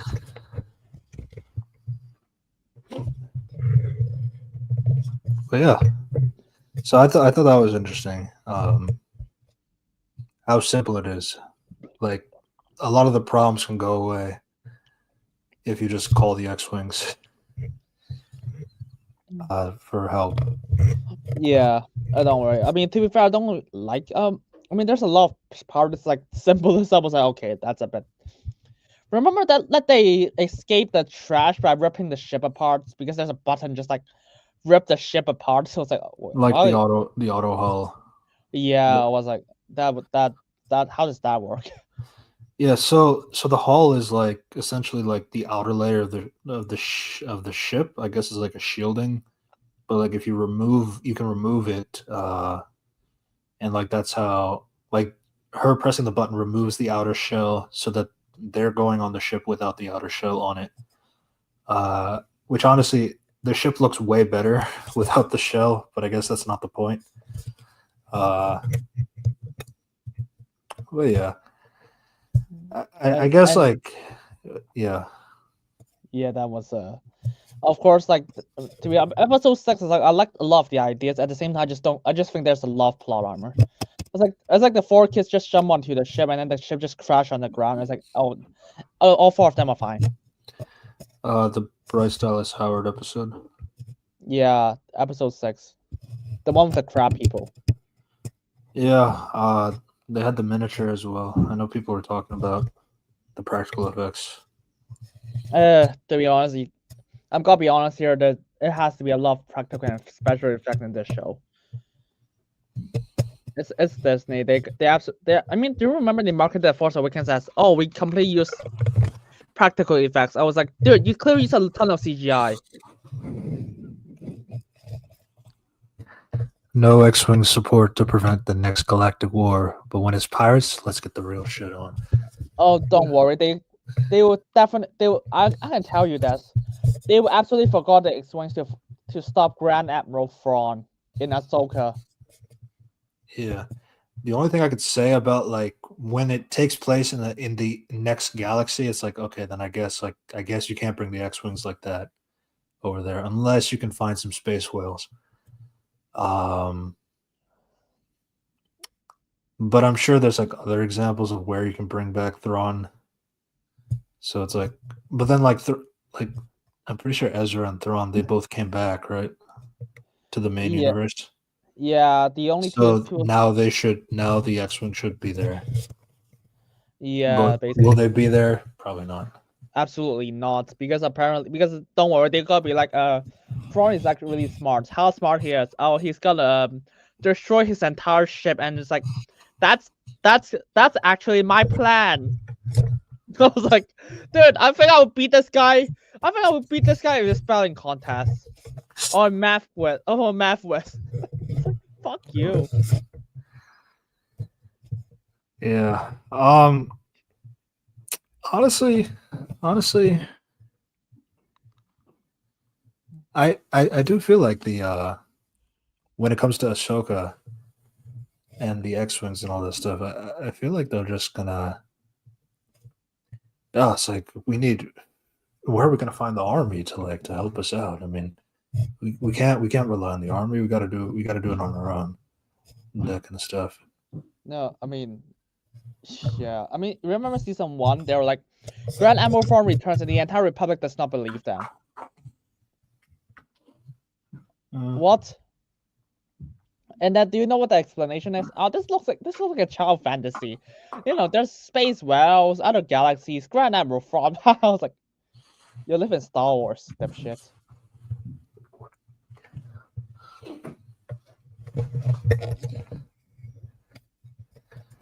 Yeah, because like honestly, that's kind of funny. Because like in the last episode too, like Wim has like a thing that's like, yeah, I figured out how to call the X-wings. They're gonna come here. Oh, there's no power. Yeah, I went to our ancient mountain where it calls like a Cthulhu monster kind of a thing, and like yeah, we're able to beam up a message outside the barrier. That's not true. And then like Fern comes in, it's like yeah, it's totally true. Basically kind of repeats what he said.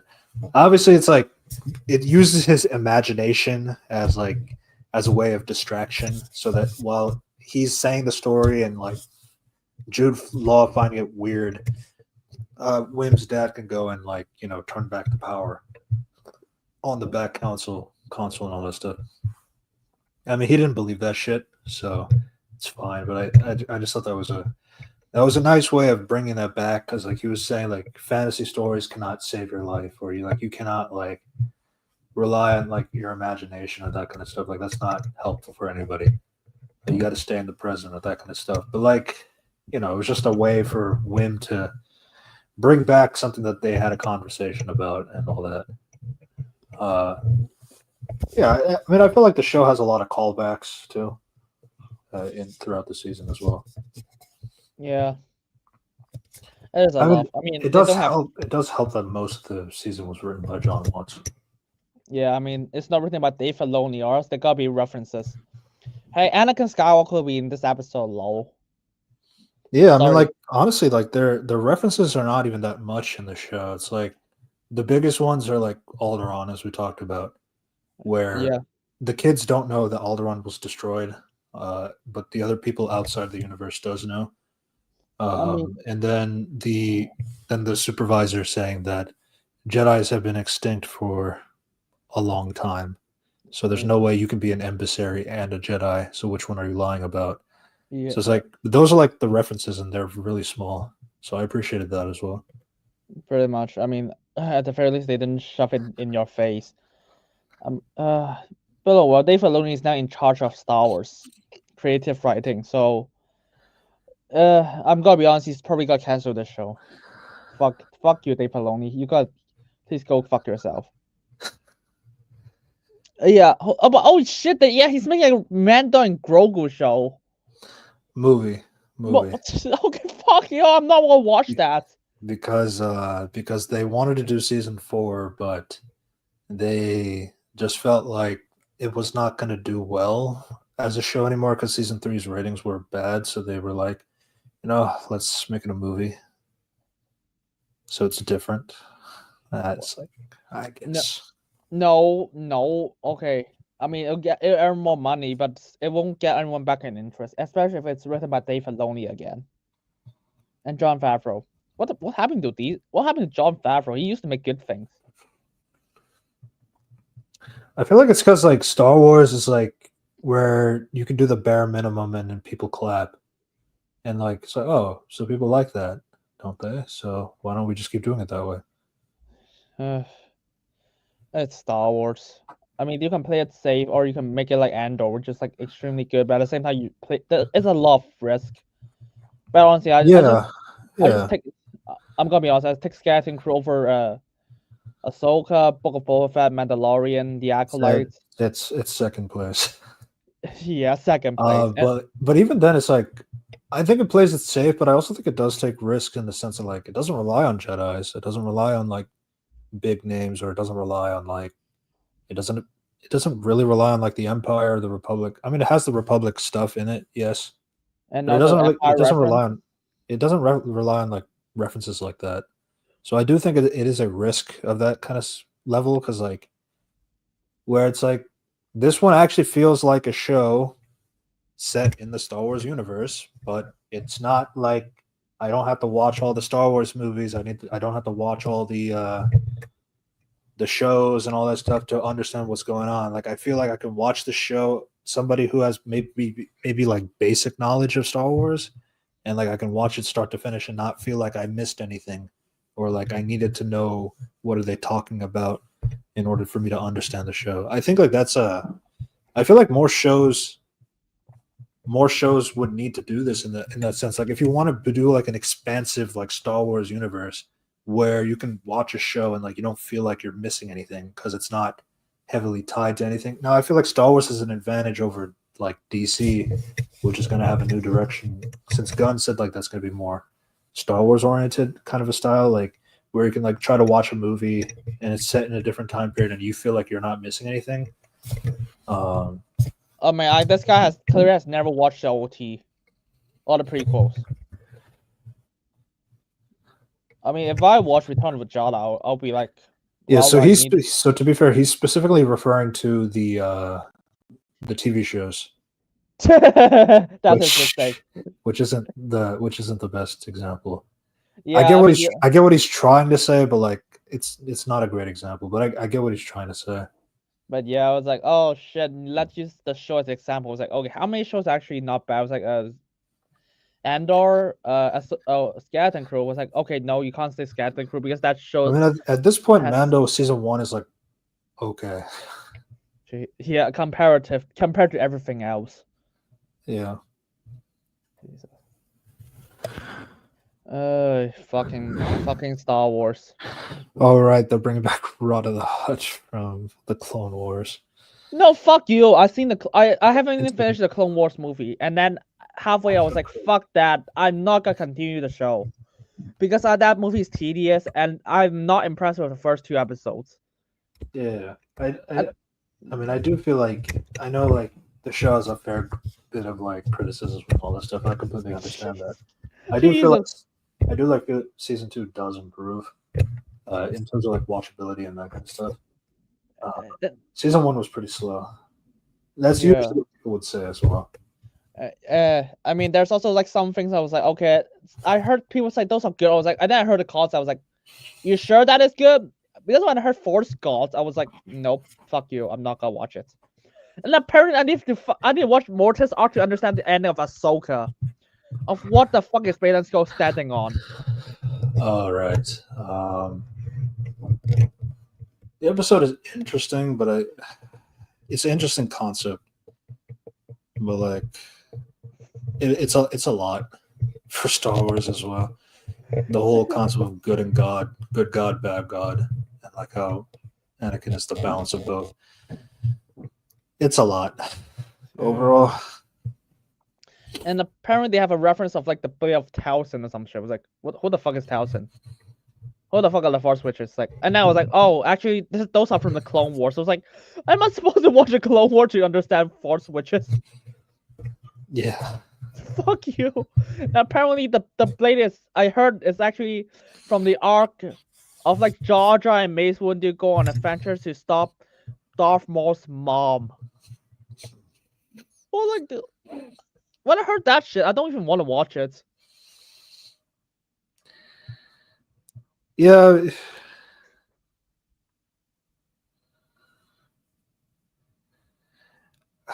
Yeah. So I guess like since we're wrapping it up, kind of is like, so you would say you think Skeleton Crew did play it safe. Yeah, I mean, to be fair, safe now is just high, like top, like one of the top, like great tier for Star Wars. Yeah. Currently. Yeah. I mean, it's not top tier because Andor exists, but yeah, it's like close to top. Yeah, I'd probably put in like the B plus A minus range if I were to say that. I mean, yeah, I think it's like it's like okay for me. I enjoyed it. Don't get me wrong, but at the same time, just like okay, it's like there's a lot of good elements. I just don't think they're like amazing, but at the same time, they're good. And the bad elements, like they're like bad, but at the same time, they're not like terrible. So they're just like it's fine, it's okay. Yeah.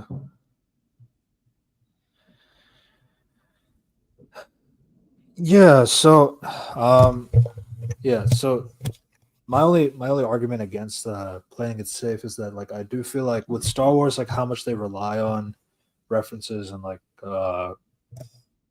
remember the name or remember the glup shido and all that stuff is like, and like what Star Wars was like doing for a while, that like Skeleton Crew not doing any of that, I feel like it is taking a risk of that sort. Andor is a little different in that regard since Andor is relying on the movie Rogue One, which is also coming off of post Revenge of the Sith, pre A New Hope. So it's like there's like a timeline and that kind of stuff. There's a political stuff and like the Empire inclusion and stuff like that. So it's like, so it has something that you can get people connected to in terms of like understanding a timeline and all that stuff. Obviously, it is still a big risk because, like, I mean, how many people really cared about Andor in Rogue One? So to make a show about him is kind of weird. Back when it was announced. Yeah, I mean now all people talk about Star Wars like Andor. Yeah. I mean I hope season 2 is good because after Arcane season 2 I was kind of skeptical now. I guess. Yeah. But I would say like Arcane season 2, like they changed management. Not like entirely, but like there is a lot of people that were from season 1 that left. If I understand that correctly. is so weird. Which I don't know why. I heard the interview. Yeah, I don't know why that would happen. No, I mean I think it's just creative control, I guess. Yeah, so I mean, as long as Andor doesn't have that kind of internal issues, I think it should be okay. But I mean, we'll see. I mean, that show comes out this year, I think. Yeah. But yeah, that's like my main difference between like Skeleton Crew and Andor for that perspective is like, yeah, I mean, like they both have a little bit of a different thing going for them. I mean, they both also have things that going against them. So the fact that they can like both manage to prosper in Star Wars for a little bit is a lot. I mean, and at least Andor got to wrap it up. Skeleton Crew would not be. I mean, they do have an ending, but they won't get season 2. Yeah, and honestly, I think I'm okay with that.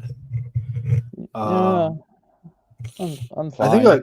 I think the only issue is like how they like tried to bring back Jude Law or something like that. If they were to do season 2 or that kind of thing, that would feel kind of like weird. Or it's like if he does get arrested, it's like, oh, we need to talk to him again and that kind of stuff. I mean, there's ways to do that, but like I don't know how much it does feel like a one and done kind of a thing, and I'm totally fine with that.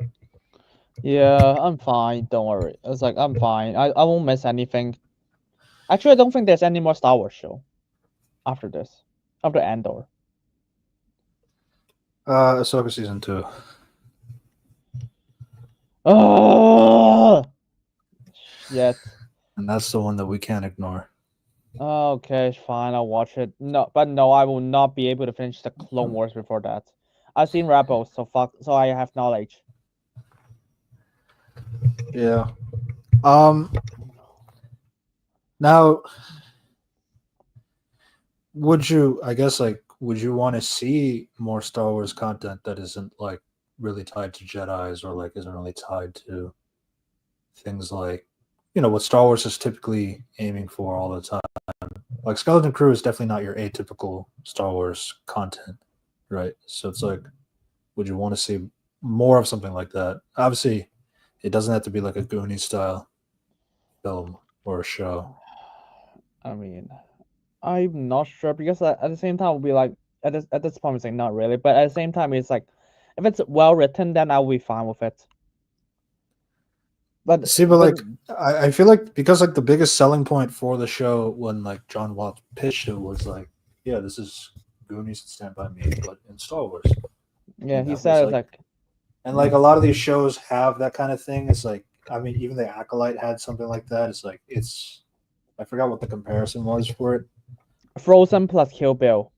Frozen plus Kill Bill, but Star Wars. It's like, yeah, I was like, I guess I could just do that for every. Oh yeah, it's like. I mean, at the very Strong Watts actually has an idea because he was like, oh, because as a kid, all I can want to do is like explore the Star Wars universe. So that's how I pitch the show.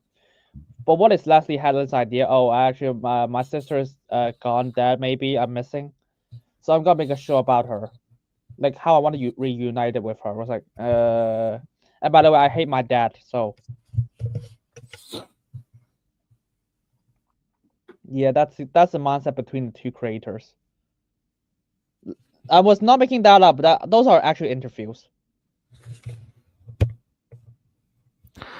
So what's gonna happen when they hang out with Mando, Ahsoka, Boba Fett, written by Filoni and one?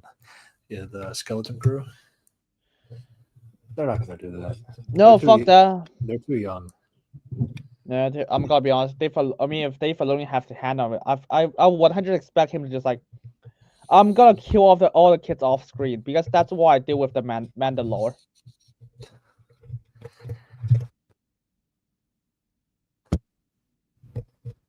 Or he's gonna heavily rely on the kid being a Jedi.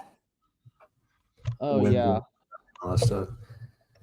I mean, like KB said, like, thanks Jedi, but like she said that to cheer him up. So it's like it's not like that doesn't make it real. Yeah. Yeah. He just like, I mean, this is just like he's like that's his lightsaber to just like, oh, I'm gonna do it selflessly to defend my friends, stuff just for fun. Like that actually has meaning. But no, Dave Filoni was like, I actually force resides on every living thing. I was like, oh, but you just suck at it. But according to Ahsoka, you can just do it, and you can become a Jedi. Yeah, I mean, I met Sabine twice, so I don't have anything bad to say about her. Yeah, I'm jealous. But yeah, but yeah, I do feel like that style of like pitching, like I mean, obviously John Watts has worked for Disney before, so he has some connection and all that stuff. So being able to have a conversation with Disney and like yeah, I want to do this for Star Wars. They have a chance to like listen, hear that out, and like, is that good or bad or anything like that. I am kind of worried in the sense of like, okay, like with Skeleton Crew not doing as well compared to like show ratings in general, I do think a lot of that just comes down to like the word of mouth being low, or like maybe it's not very interesting because there's no Jedi's. That could be one thing, but like especially after how bad the Acolyte was received and talked about, that like I don't want to deal with Star Wars ever again or that kind of thing. I mean, there was I definitely think there is some kind of like discourse there. I mean, if it's released like during the Mandalorian, like season 1 of Mandalorian, I think it'll be a big sell. But yeah, now it's just like you get out the Acolyte, Obi-Wan, Ahsoka. Okay, everyone's and Ahsoka, and no one gives a shit anymore. Yeah, it's either that or like people want to see the heavy hitters that like you're not as open to seeing something new or different. I'm not saying like that's true for everybody, but I do think like just think about like what kind of shows were like dropping out like at the time. Like you had like Obi-Wan, Boba Fett, Ahsoka. It's like goddamn, like characters that we've seen before. A lot of things I can clap for. Because I remember them so well. But clearly the writers don't remember them so well, do they? Don't worry, Dave Filoni. Asking Dave Filoni to remember his own continuity is asking him to die. It's like I will die before I remember my own continuity. Use the guy from Monsters Inc. That voice. Yay! Hey, I can't wait for season 2. What's gonna have season 2 of Ahsoka? Probably he's gonna be like actually got Balan's go access to Mortis, and he's got using the Mortis power, he's gonna have it connect with Grand Admiral Thrawn, and Grand Admiral Thrawn is now Force God, and Ahsoka has to become Force God to kill him. I'm gonna be honest with you, that's absolute. I can absolutely believe Dave Filoni would do something like this. I'd like to do Dragon Ball Z, but Star Wars. Yeah, he's gonna be like, I want my action figures. Fuck you. I mean, the fact that all he has. Yeah, Dr. Water News. Yeah. I will die before I let my continuity get in the way. Yay. Star Wars Ahsoka. I mean, the show isn't even about Ahsoka. It's about Sabine. If you really think about it. Sabine, my Shayla. Yeah. Don't worry. People are just like, oh, it's in the books that she became a Jedi. I was like, do you know how much Dave Filoni hate books? Apparently, he recounts every single book in Star Wars. Yeah, I know Ahsoka had like a book prior to the show dropping, and that doesn't really matter. Yeah. I mean, I heard from the news that Siege of Mandalore is actually quote unquote adapting for a book, but Dave Filoni just like, yeah, fuck it, I'm gonna crab over it. It's like it's actually that actually happened.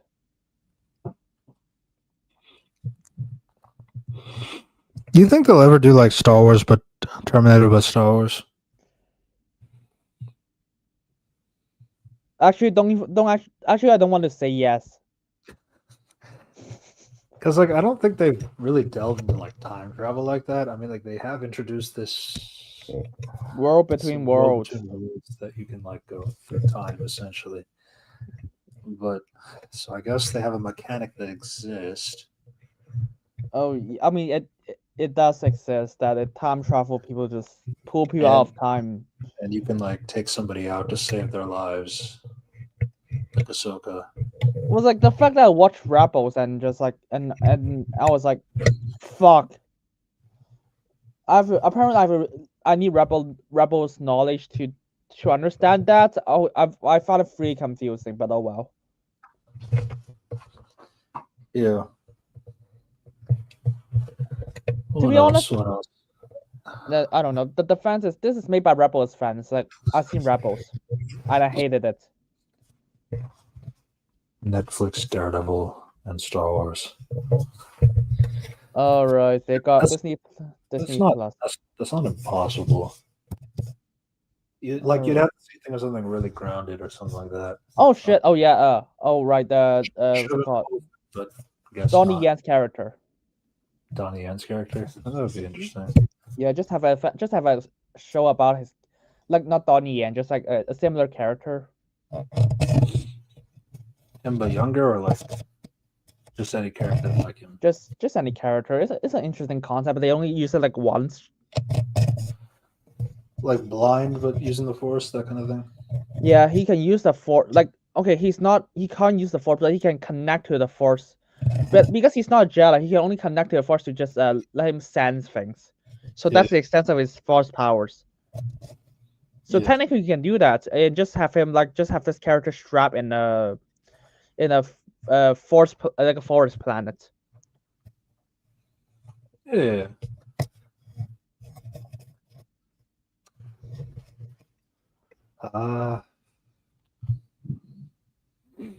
Yeah, I mean, I just don't know like how much will Star Wars like want to like branch out and try like different kinds of ideas, because like I don't think Skeleton Crew was like a failure or anything like that. It will just seem that way because of not that much numbers going on.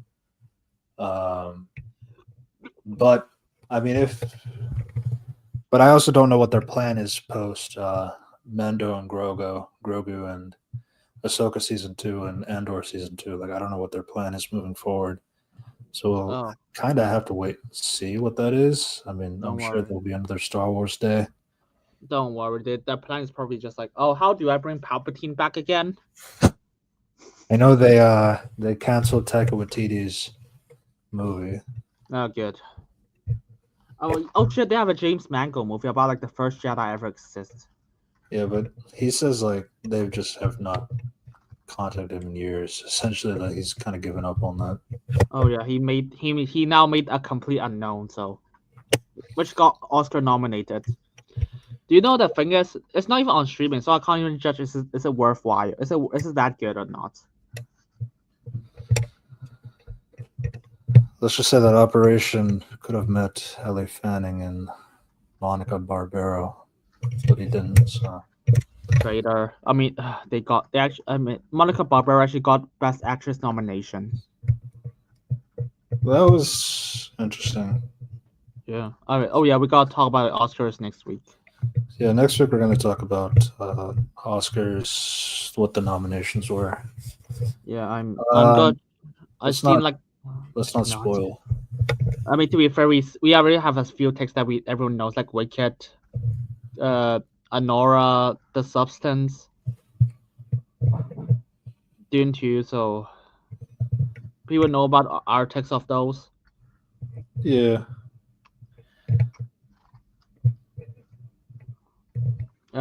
Have you seen Conclave? I've seen it, been high rated, but I didn't watch it yet.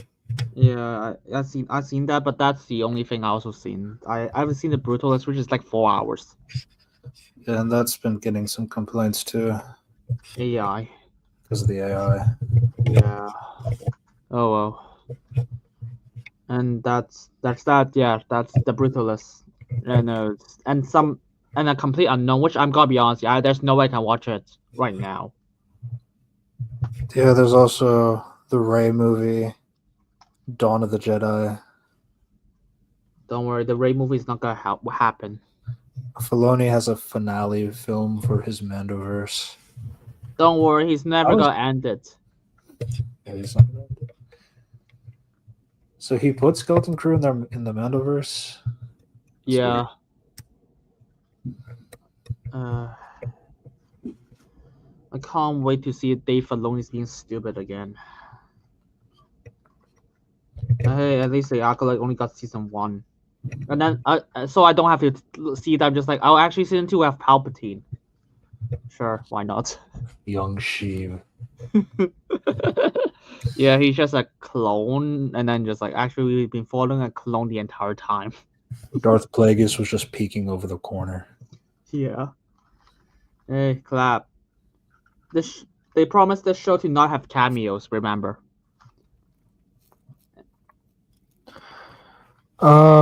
Swamp Thing.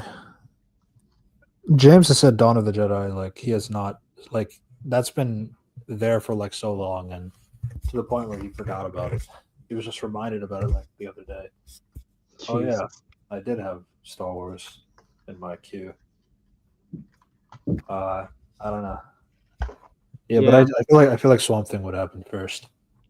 Oh, absolutely. My only thing about Swamp Thing not happening first is like I think probably Gunn is going to kind of relax a little bit because you got the Clayface movie coming out, which I'm still confused why that's the thing. Uh, then you got Sergeant Rock rumored with Luca. Basically, the fucking stupid person who's gonna have the American Psycho remake. Don't worry. Yeah, and James Bond.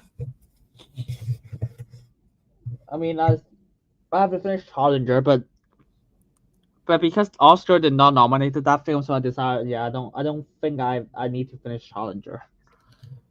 Also, I don't think Queer was nominated either, right? Oh, thank fuck. When I saw, because I literally joke about it with a friend, I was like, okay, what is? I was like, oh, look at this film. This film is called Queer. What do you think this movie is gonna be about? No, it's kind of funny. It's like there's a lot of that kind of stuff, and it's like he hires actors that are not that. I don't know why. I'm starting to understand this whole authenticity in terms of casting kind of a thing. It's You know, kind of being more apparent nowadays for you.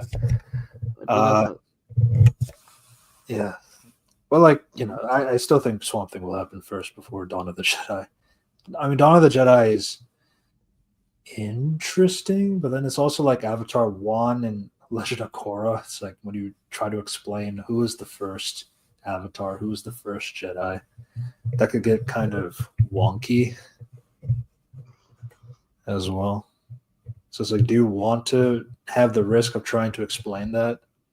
I personally, no, I mean, don't worry. They destroyed themselves with Korra already. So, but does anyone actually want an Avatar movie? I'm gonna be honest here. oh right, Avatar is going to continue. I mean, But, do you want me to watch it? um, Because I tell you that I've never seen the show. I've never seen Korra. yeah. I mean, like, I would like to see the movies because, like, that's supposed to be set after. That's like where the kids are now adults, and I would like to see that. I'm not really interested in like the show set after Korra. Uh, I, I don't think that's an unreasonable thing to say. Yeah, Um, yeah. The people who made Avatar just like or just killed, just fucked themselves over with Korra already. So yeah, I don't expect the movie to be good. they did leave. They did leave Netflix Avatar. There is that.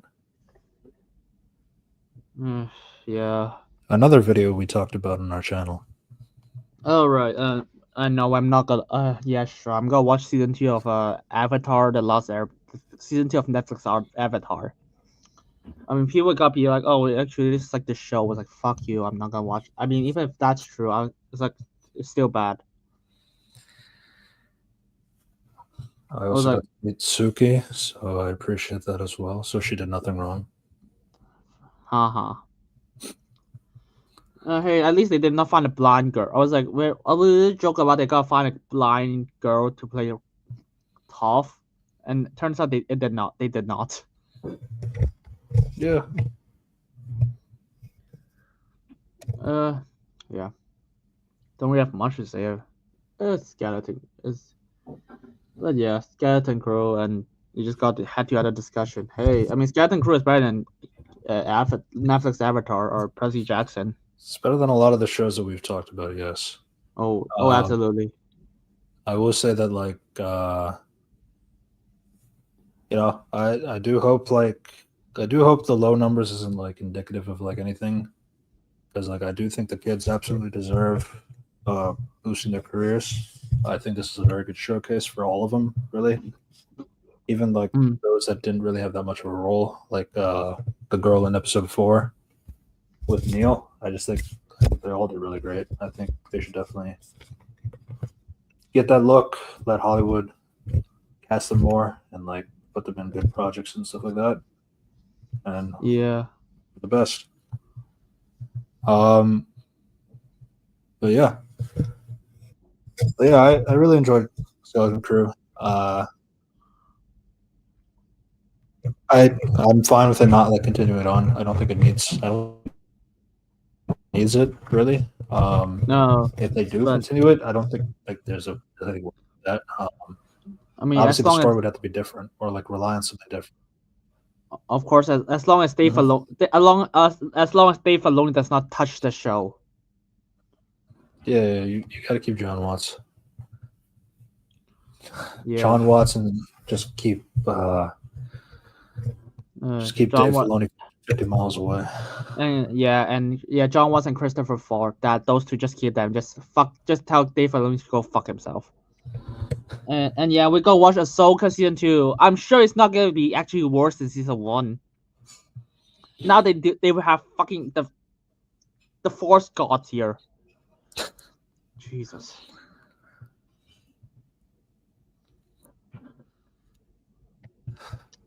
But yeah, thanks for watching.